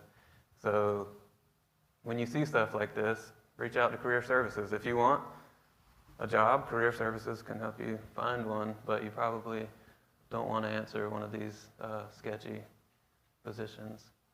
So the other main thing that people are phished for here is the fake job offers. And this looks, or fake account issues, sorry. So this is supposed to be from Microsoft telling you you've got an issue with your account. It says sincerely IT administrator. But then if you'll notice, if you hover over the verify now, it takes you to a Google form, which seems a bit odd that Microsoft would want you to confirm your account details through a Google form. And then here, it's the same story. Here they use the MGA logo, but then if you hover over it, it's an actual Microsoft form, which could be a little bit confusing. So in case you're feeling singled out as a student, I wanted to throw in that faculty and staff are actually targeted too, and sometimes fall for the bait. So this was actually sent from a compromised account of a legitimate contact from someone here at the school, and they clicked on it, and it took them to this. And this was created using WikiKit, I found out. Jimdo site is something that WikiKit will often use to create these fake sites here. And if you click on View Document, it'll take you to a legitimate Microsoft Online login, although it's from railway.app. And if you were already signed in through single sign-on on this browser, or if you entered your credentials here, they would take your session cookie and they would be able to log in as you anywhere without your 2FA code, without your actual username and password. They could just pass as you. And unfortunately, that is what happened in this case. And then it didn't actually take them to any document, and so they forwarded it to other people and said, hey, can you open this? So it made it a little worse. So to kind of recap, when you get an email that seems too good to be true, slow down. They'll use that sense of urgency to get you to bypass your critical thinking. Don't let them. Slow down. If it seems like a great offer, it's worth the time to take time and look over it. Watch for bad grammar. Verify your sender address. Sometimes, it'll look like it's from a certain person, but if you look at the actual email address it came from, it might be Gmail, Hotmail, Yahoo, etc. And Bank Mobile, financial aid, they're not going to email you from Yahoo or Hotmail. Hover over links to see where they lead before you click on them. And never enter your credentials into a form, please. And if you see anything suspicious about any emails, please click the fish alert button. Also, if you're faculty or staff here and you haven't finished your cybersecurity training, it is due next week. Please do that. Thank you. All right, does anybody have any questions?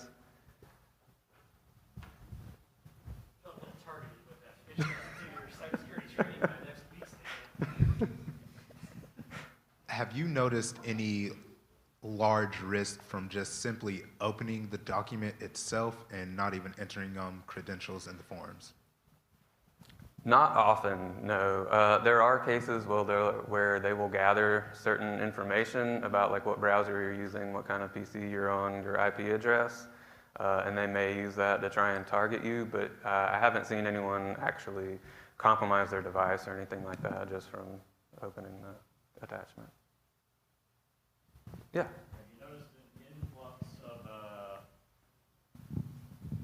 Have you noticed an influx of work as AI kind of advances? Oh, absolutely, yeah. They have tools that automate a lot of this kind of stuff, and it makes it where they can just mass send these out using multiple addresses. Yeah.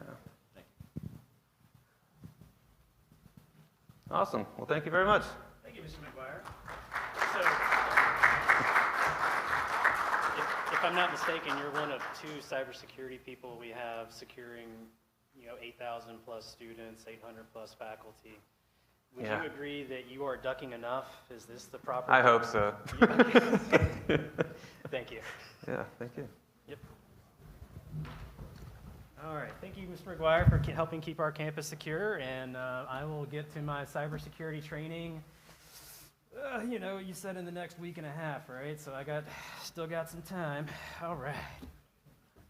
So we were going to take a little bit of a break, but we've been running a little bit long, so we're going to kind of push on through with our next speaker, if that's okay. It's 11:50. This will actually get us right back on time.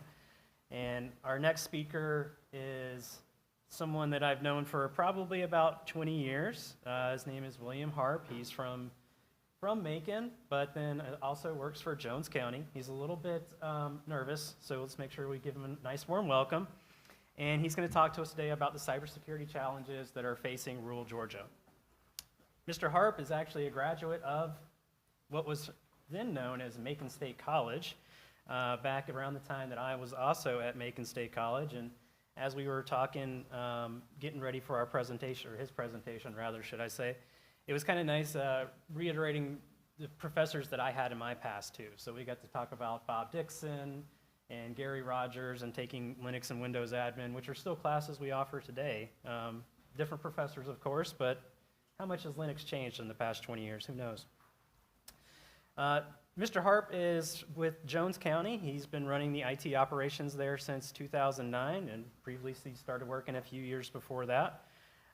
He is completed the Certified Government CIO program through University of Georgia, and he's very passionate about improving technology access and resilience for local governments. And that can often be a challenge of its own, where small government, rural governments may have limited resources, but still want to play like they're a big city. So I hope everybody gives him a nice warm welcome. Mr. Harp, I'll let you take the stage. Thank you. Do we have a green light? Okay, we good? Yep. All right. Thank you. All right. So my name's Will Harp. I'm the Director of Information Technology for the Jones County Board of Commissioners. I want to first thank Dr. Steins for having me this morning, or what's left of it. So you know what? Let's jump right in. I started, graduated. I've always been, computer inclined, kind of techie, built, used to do a lot of gaming in my younger days. LAN parties, all that kind of stuff. But I never really thought, I could make a living at this. First starting off, I'm born and raised here in Macon, Georgia. Had a 2-year stint in Statesboro.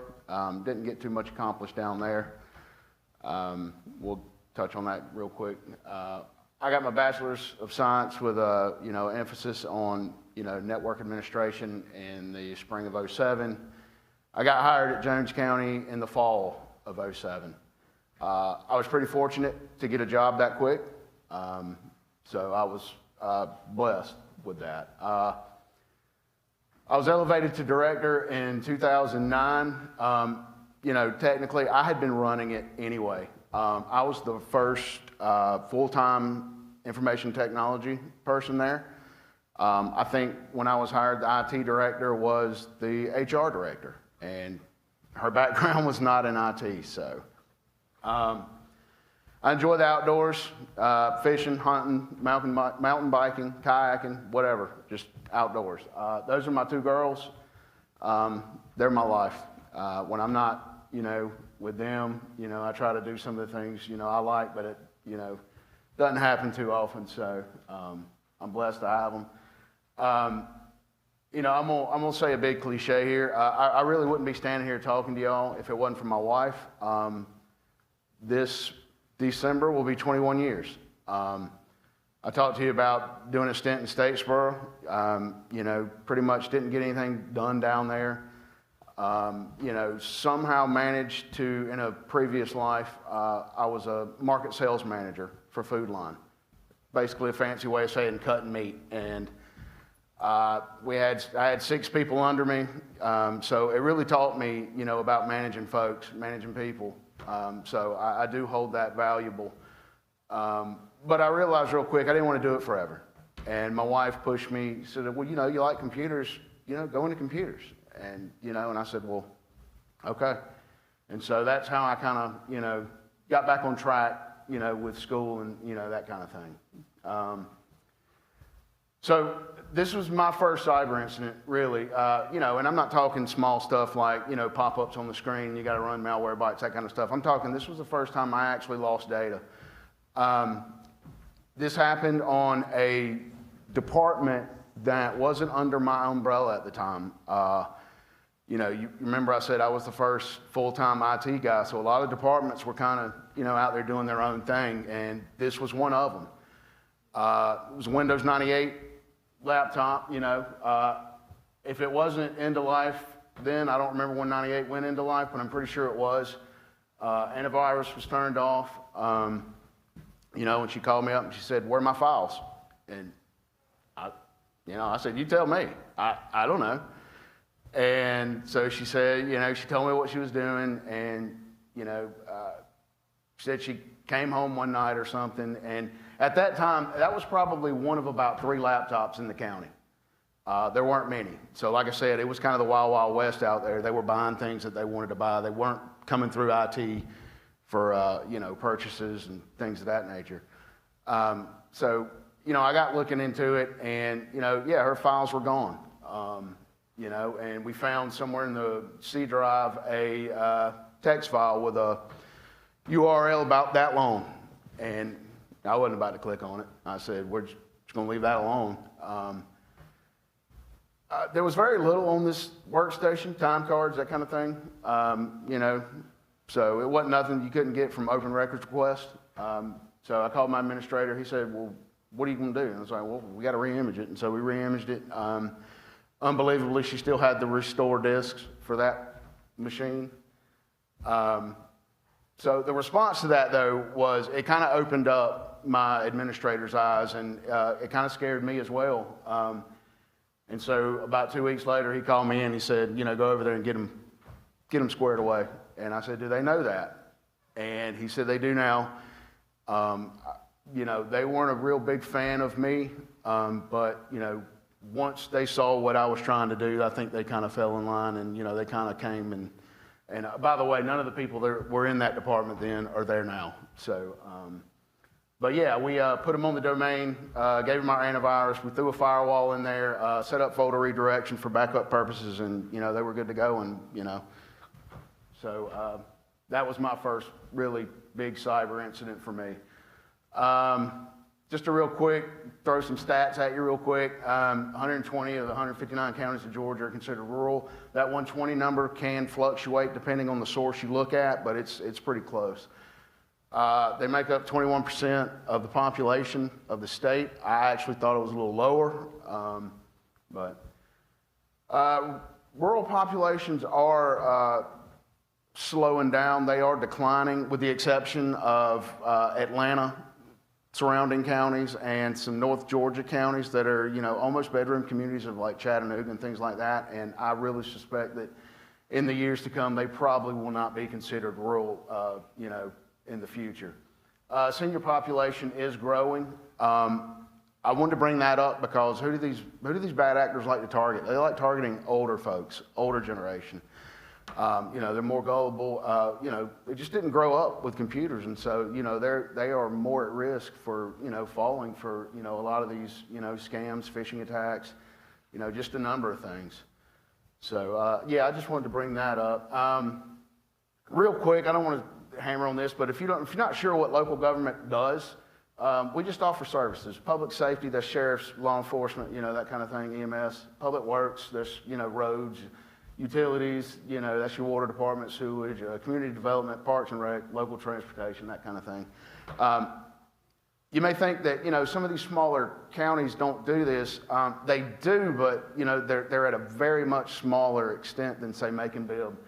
If they got a parks and rec, there may be just one guy there, and they may just have, maybe one ball field or something. So they're very small. Like local transportation, Jones County, we have that. I didn't know it for a long time, but it's geared more toward, older folks and that kind of thing. Current landscape, basically these rural counties are lagging behind in technology, just, for money, lack of resources, that kind of thing. And that really just opens them up for, cyber attacks and, things of that nature. So that's kind of what, where we're looking at. Now, I do want to say that, that's not the case in all rural counties. Of course, you got some rural counties, like I mentioned before, that are just, bringing in money. And so they're not really hurting too bad right now. I'm talking about the smaller ones, don't have an interstate running through their backyard, those kind of counties. So I've got a good friend of mine. I told him I wouldn't use his name or his county. This happened to him last year.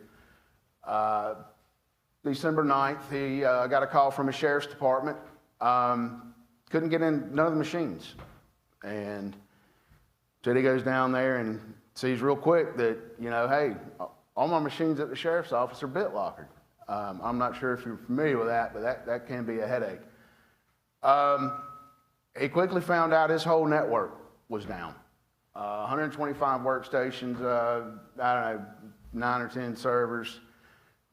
Except one. They left the domain controller up because, you got to be able to, give out your demands. So they quickly realized that they had been attacked and, they wanted $300,000. So he immediately, calls his county administrator. From there, along with the sheriff, I'm sure, they called the GBI.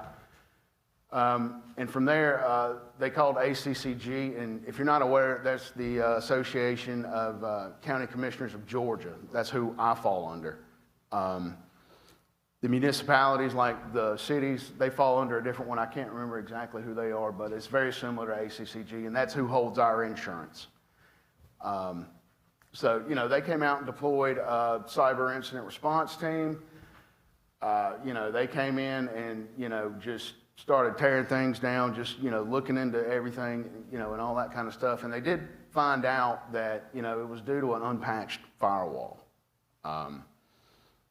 I think he had told me that one of the storms had come through at one point, and, you get busy doing other things, you miss things, that kind of thing.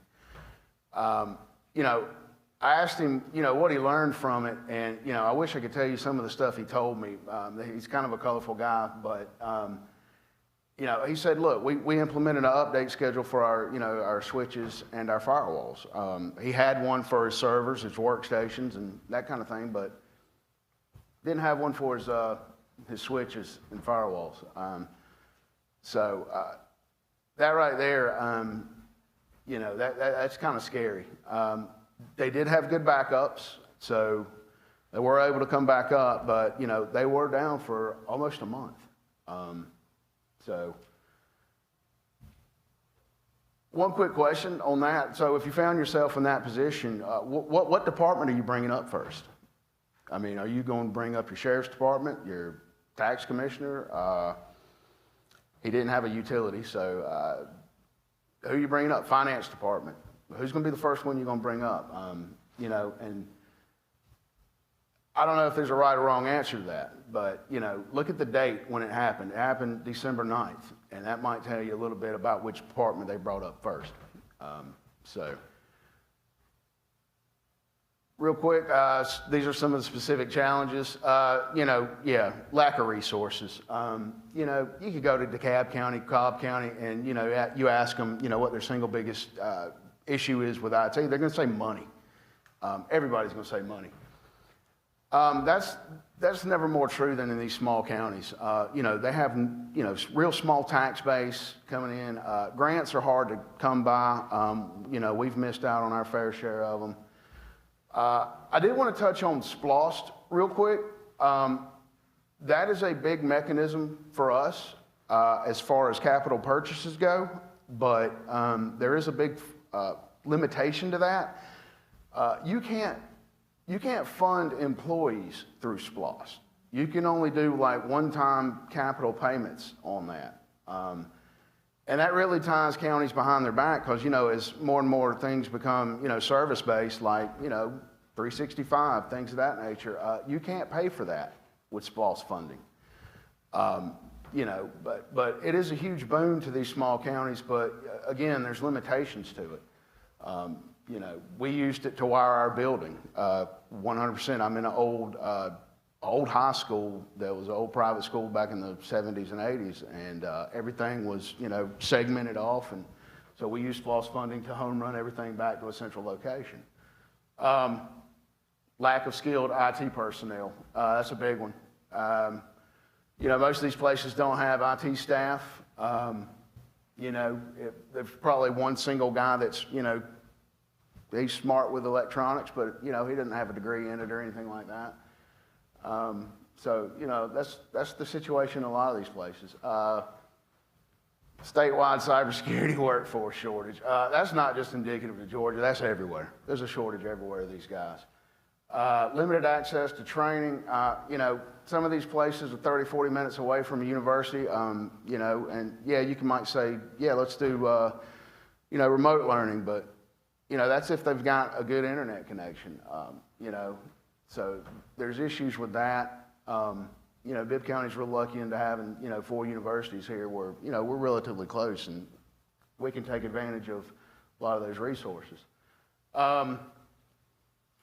Infrastructure, lack of infrastructure. Yeah, so I dealt with that at Jones County when I got there. We'll start off with a lot of times there's, you know, old hardware, software that's not been patched. You know, siloed systems. What that means is if you've got, you know, all these other departments with servers, they're not talking with each other. You know, they're doing things that, you know, we don't know what he's doing. We don't know what this is doing. And that makes it difficult for, you know, if you do have an IT person in staff and you've got all these different, you know, servers over here and they're doing their own thing, you know, you may have one version of, you know, antivirus over here, you may have this one over here, and it makes it really difficult. Poor broadband. That's actually getting remedied really, really fast now. There's still a lot of work to do, but, you know, these EMCs and, you know, these rural areas, they have really upped the game here. You know, you can go to, one example is like Screven County. That's in the middle of nowhere. But you go there, you can get 10 gigs to the house. It's impressive. So when I got to Jones County, we were dealing with a 1.5 down, 0.5 meg up, non-dedicated at the government center. We're talking about 70 people on the network. So, you know, one of my jobs is, I'm not kidding, was my boss had me go around to check if anybody was streaming. You know, and if they were, I was to shut them down. And, you know, and sadly, that was, you know, part of life when I first got to Jones County. Of course, we've since remedied that, but, you know, there are counties dealing with that kind of thing. Response challenges, you know, a lot of these places are reliant on, you know, the FBI, GBI, that kind of thing, GTA, whatever, because they don't have somebody local, you know, with their ear to the ground, you know, to say, hey, you know, okay, they don't have that liaison between, you know, the FBI, and it makes it difficult for, you know, these counties to get up and running at a more faster pace or, you know, than they usually probably could have. I threw the lack of backups in there just because I've seen this, unfortunately, with a county employee, not Jones County, of course, but I met a guy at a regional commission meeting years ago. And he wasn't in IT, and he asked me if I could help him with, you know, installing memory on a server or whatnot. And I said, yeah, sure. And so he sent me the, you know, the specs or whatever and told him what to get. And so I go on site, and this is like a Saturday morning, and, you know, my first words are, where's your backups? Because, you know, especially if I'm not on somebody else's equipment, I want to know where their backups are. He showed me a patch closet. There was no door on the patch closet, by the way.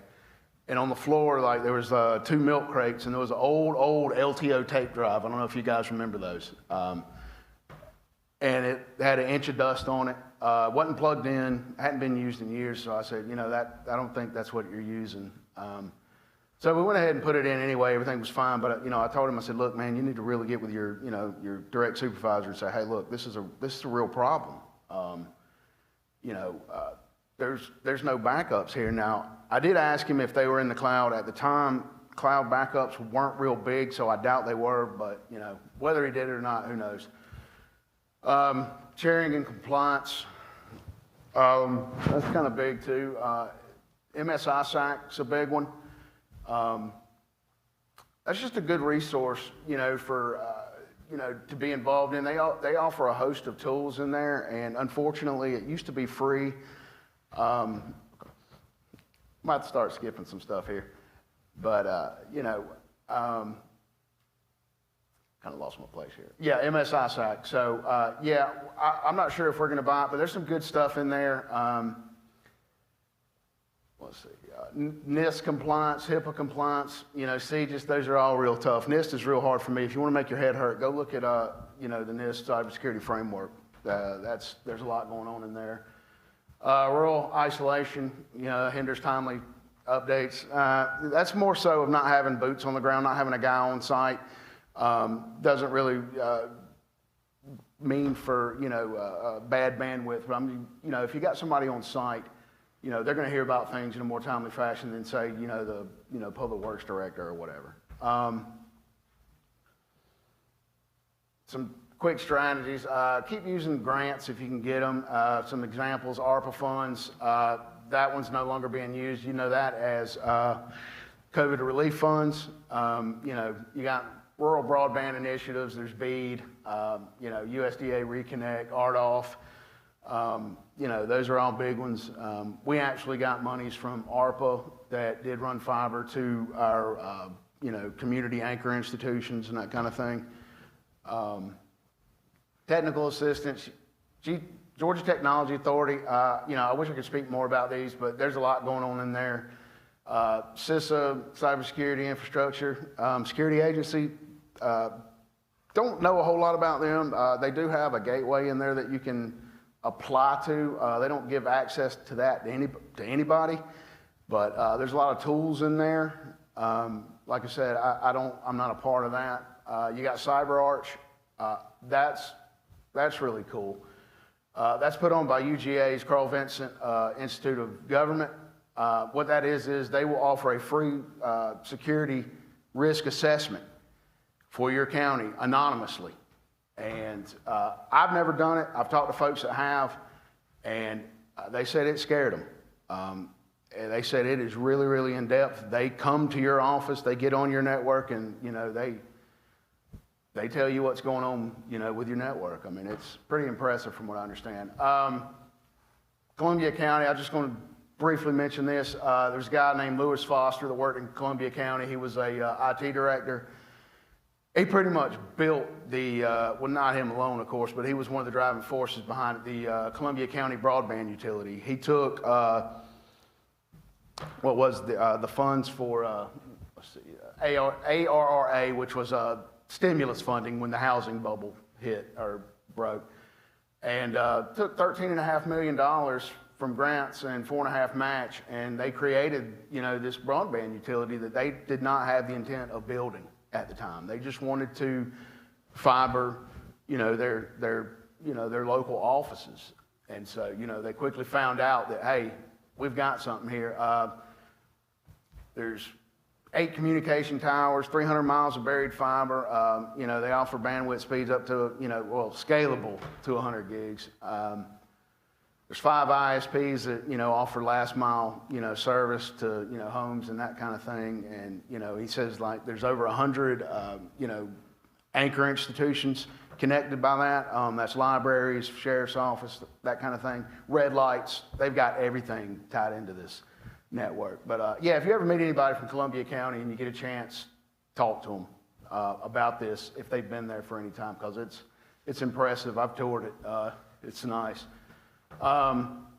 Collaboration, join a program. GEMIS is a great one. They've really helped me a lot. I wish I'd known about them a long time ago, but I simply didn't know about them. They're a good one. Private sector involvement, odds are you're dealing with an ILEC. That's an incumbent local exchange carrier. That's just a fancy way of saying your local telephone carrier. Get in good with those guys. Whether you hate them or what, get in good with them because, they can really help you. Odds are the techs are going to be living locally. Okay. What have we got, 3 minutes? Okay. Get in good with those guys. The EMCs, get in good with those guys, So let's see here. Let's skip over here. Evolving threats with AI. Let's do this real quick. No presentations done without AI. Look, I don't know much about AI. I use it a lot, but I'm not an AI expert. It's crazy what they're doing with these things now. They're pretty much taking, what a person used to have to do to sit behind a keyboard, and they got this guy running 24 hours a day now. I mean, and it's scary. I want to touch on the phishing ones, like the guy before me. Those are real scary. Those have gotten very sophisticated, where you have AI going out there scrubbing the internet 24 hours a day, just looking for stuff, and they get an email, they start looking. So I've seen issues where a person, let's say somebody got an email from their sister, and there's a link down there for family photos or whatnot. So yeah, you're gonna click on the link, right? And maybe your antivirus catches it, maybe it doesn't. But that's what's really scary about that. The new, generative AI, and by generative I mean it's creating stuff. It's creating files and creating objects, and it's scary stuff. Real quick about the Cyber Center. This is really, really cool. This is in Augusta. This is not to be confused with Fort Gordon. Fort Gordon is in Augusta. They host the Army's, cybersecurity infrastructure. I think NSA's got a building there as well. This is really a cool what they're doing out there. And on their website it says they're training the next generation of cybersecurity professionals, and they are. That is run by GTA, the Georgia Technology Authority. Well, excuse me, not run, but it is managed by GTA. It is actually run by a host of other sponsors and that kind of thing. The cyber range, that is really cool. I've done exercises in that, blue team, red team, that kind of thing, capture the flag. It's basically a computer environment that, you can build your network down to the server, like the model, and then they can throw things at it, pen test it, whatever, and it really is impressive. And if you get anything from this, go look that up. That Cyber Center, go look it up. There's a lot of exciting things going on there. Okay, yeah, the time to act is now. Just address, financial workforce infrastructure gaps. Need to prioritize training, and leverage these free programs. If you find yourself in one of these, rural areas, use all the free stuff you can get. I know, I have, and it's helped me quite a bit. So, thank you again for having me. I know that was pretty quick, but I haven't presented in front of a crowd in probably 10 years, so cut me a little bit of slack. Well, when you're from a small county. Yeah. Thank you. So I think I actually told you, you are the ducking brave one. Oh, yeah. For jumping in and deciding to be a part of our conference. Thank you. Thank you. Yep. And also reminding us that even though you don't have a big presence in the world, it's still just as important that you secure the people around you, right? All right. So we are at our last speakers. I know everybody is super ready for our last speakers. And we have another cross-disciplinary speaker from the School of Ed. And we got your slides up, all right? And I'm going to say your last name wrong, and I was going to try to ask. Ochoa, okay. So Dr. Ochoa and Dr. Hartle from School of Ed are going to be here, well, Teacher Education, I'm sorry, they keep changing their names around over there, about safeguarding student data with public AI tools, because that's kind of the place that we live in now, right? And even as teachers, we're still learning how we use AI in the classroom, but also AI in student work, and then students are learning how to use AI in their work.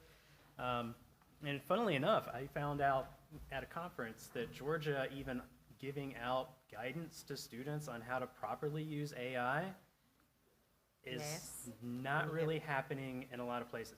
You probably need to hit the button. I got to hit the button. Turn yourself green. That's how technologically advanced I am. Okay, there we go. You know what Georgia's doing, right? Yes. Apparently not teaching me how to use technology. But thank you. Anyway, so welcome. I'm Dr. Karen Ochoa, and this is Dr. Lumi Hartle. And typical teachers, we actually didn't read what this proposal was for, and I didn't realize we'd be in front of a lot of people who are very technologically advanced. Oh, yes, thank you. That's part of why you're brave for being here. Yes, thank you. All right, so we were looking at this from a different way because obviously as teacher educators, our future teachers, we know that AI is a problem in our K-12 schools, and we also know that we're having a problem, with our students turning in work. So we are looking at, protecting our student data coming from all different directions. So we're just looking at it from a AI perspective and from an educator perspective. Did I push the right button? All right. Which button? Okay. So the objective for our presentation is to identify privacy risk when using AI tools for student data. Our students connect AI, use the FERPA and ethical responsibilities, and apply safe FERPA-aligned practices for classroom AI integration. So the rise of AI in public education, probably nobody's surprised. Okay, put it on. Got it.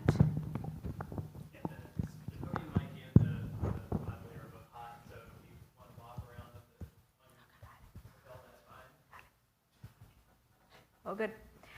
So 60% of our teachers are using AI, along with 60% of the principals in our school, which is wonderful. So the growth of the AI use in school is going really, really fast. Approximately 32% use AI weekly, saving some work hours. We know our teachers are really busy, and that's actually, if used correctly, is benefiting our teacher educators. And then the good part about it, 47 of our teachers receive AI training so they can use it correctly with their students. Now, looking at higher education, how many of you use AI? Everybody? Kinda? Yes. So a high number of higher education faculty are using AI, personal teaching and research. So 84% is a pretty large number, so we are above the public school teacher educators. So far, 37 never use AI, but looking ahead by 2026, looks like over 93% of our higher ed are going to use AI. So a large number. What are the reasons? Not surprising, right? It's time. So 81% used to understand how students are using so they can help them and understand better. So it's a large percent because we want to learn how the students are using, and also we want to learn how we can use them too. In addition to 72, which is interesting, the experiment in teaching. So they want to do some creative approaches to teach students, and then a variety they're using for grading. A lot of for saving time, because we can use quick rubrics and quick way to assess, but of course you have to evaluate and make sure it's done correctly, and for creating tasks. So it's a combination of reasons why why the rise in AI is the way it is at this point. Okay, so what happens when you use AI? What happens when you enter student data? AI systems store your input on external servers. So sometimes indefinitely. What does that mean? That the students' data that we input is not safe, meaning all the information that you provide for students, personal information, students' data, students' assignment, or anything like that, it's not safe. So it could be used to train different models unless you actively opt out, or your institutions that you work with, they have an agreement that they not use, that data is not used for training. So big takeaway is if you go through an institution, not to your personal account, then your data, students' data, is going to be safe. A little bit about ChatGPT. How many are using ChatGPT? Yes, everybody. This is the most common one, and I do use to.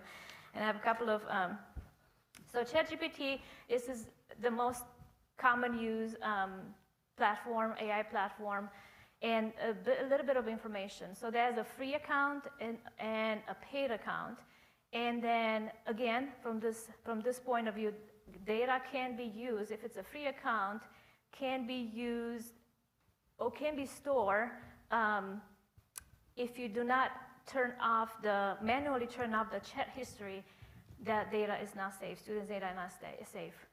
Deleted chats are retained for at least 30 days or longer if required by law. So if there are any issues, legal issues, then the data can be retained longer.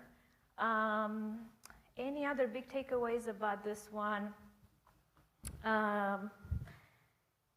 Inputs are not used for training. Again, if you go through an institution, then the data is not going to be used for training because it's an agreement between the institution and the AI.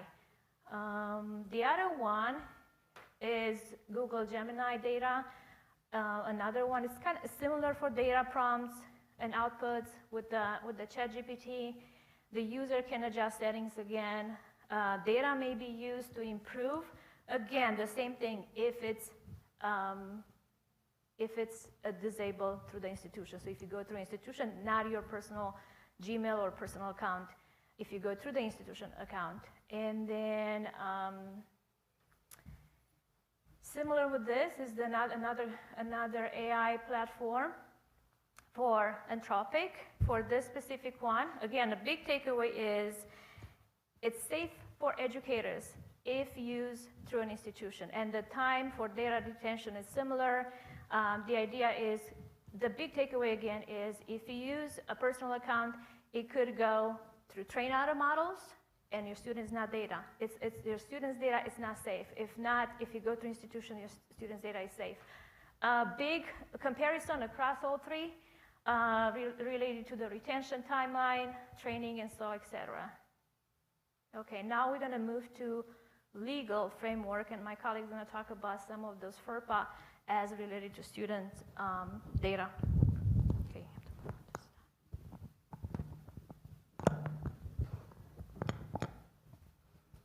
All right, so if some of you may not know, FERPA is, the law that protects students' identification data. So we always need to protect that. And so because we're teacher educators, we look at it from, we look at all the laws that protect students' information. So we have FERPA, And then we have COPA, and that is for the students under 13, protecting their data.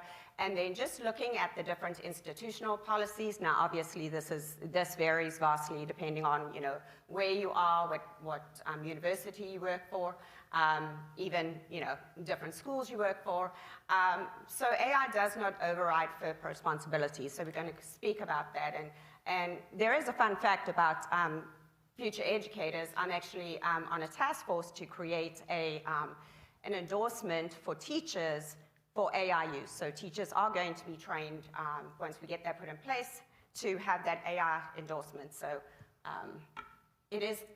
that's kind of the future, that's where it's going. So some safer tools, we're talking about different companies that have that, they're FERPA compliant. That means that they have a contract. Usually they have a contract, they have a policy, and they can act as,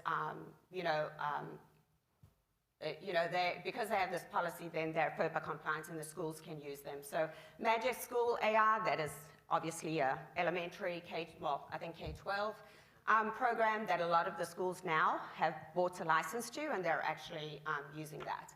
Grammarly, but only if you're using the EDU, it's safe. I haven't used that in a long time. I know that my son, who's currently doing his master's in some tech program, he said that he was a bit disappointed, so we'll have to see if they can improve that. And then Microsoft Copilot, this data is not used for training. The biggest thing is you don't want that data used for training these models, especially if there's no control over who's getting that data or what that data is being used for. So we want to make sure that, whenever we have data, if you're using, ChatGPT or some kind of program, you want to make sure that the data that you input is not identifiable, and this especially comes when you're doing any kind of assessment.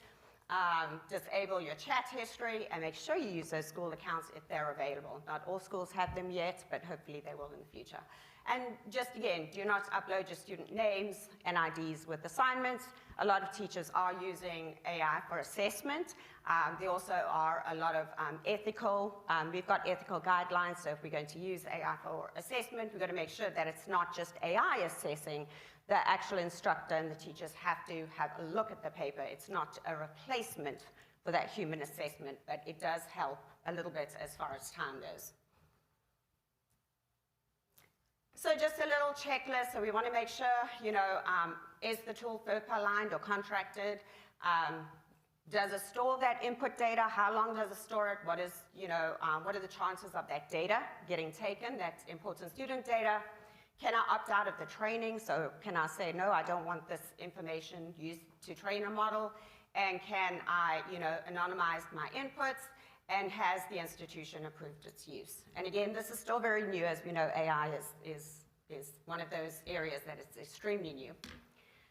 So when we want to look at things, and I've got a little bit of a background, my undergrad was in pre-law, so I kind of love to read all these legal cases and understand things. So we want to look and say, all right, what is the emerging litigation going on as far as AI and student data? And then what is the precedent that sets FERPA and protecting student data right now? So as of now, there are no US decisions solely on FERPA and AI, because it's still such a new,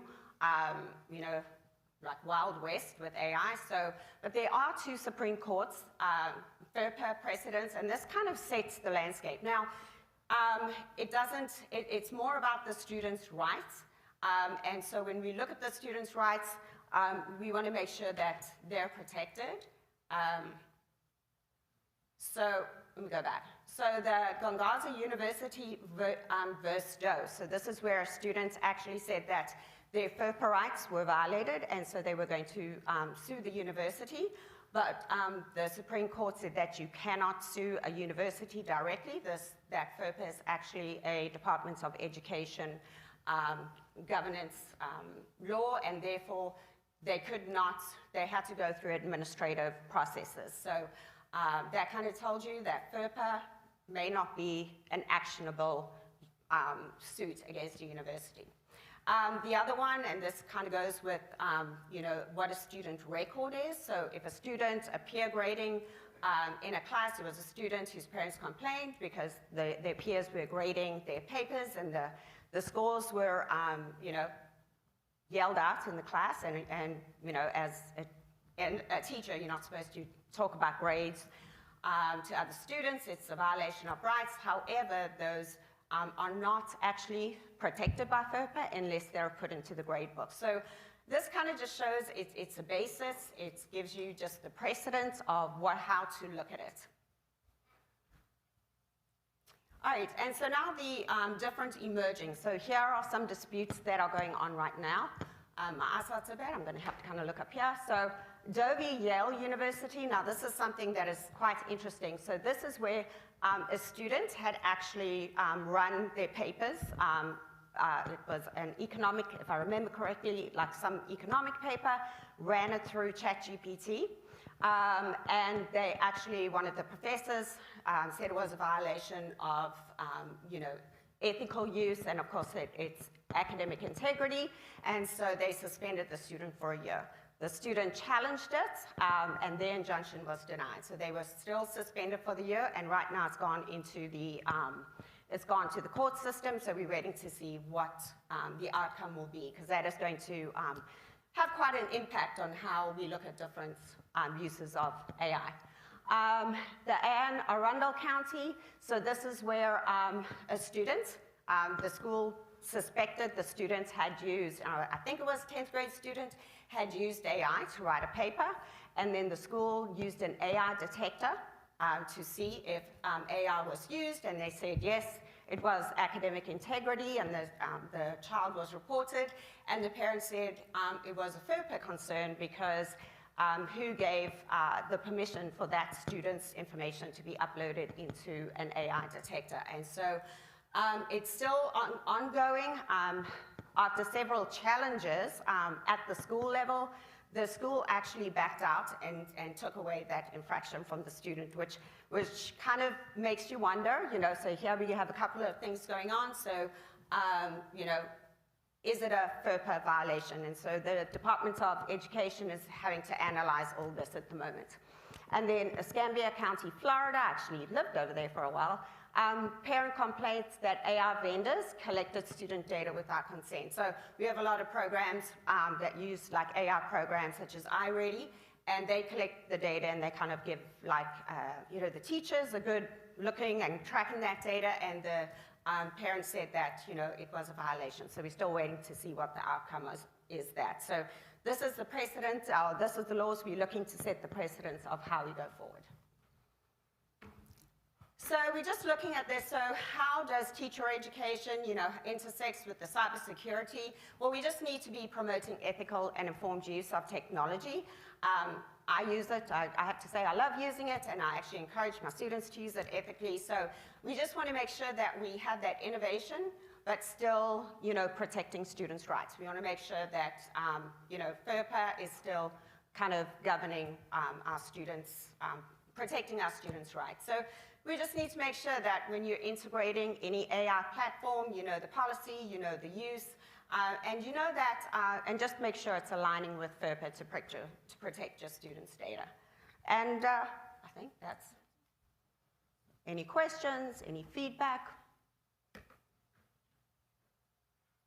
All right. Well, thank you.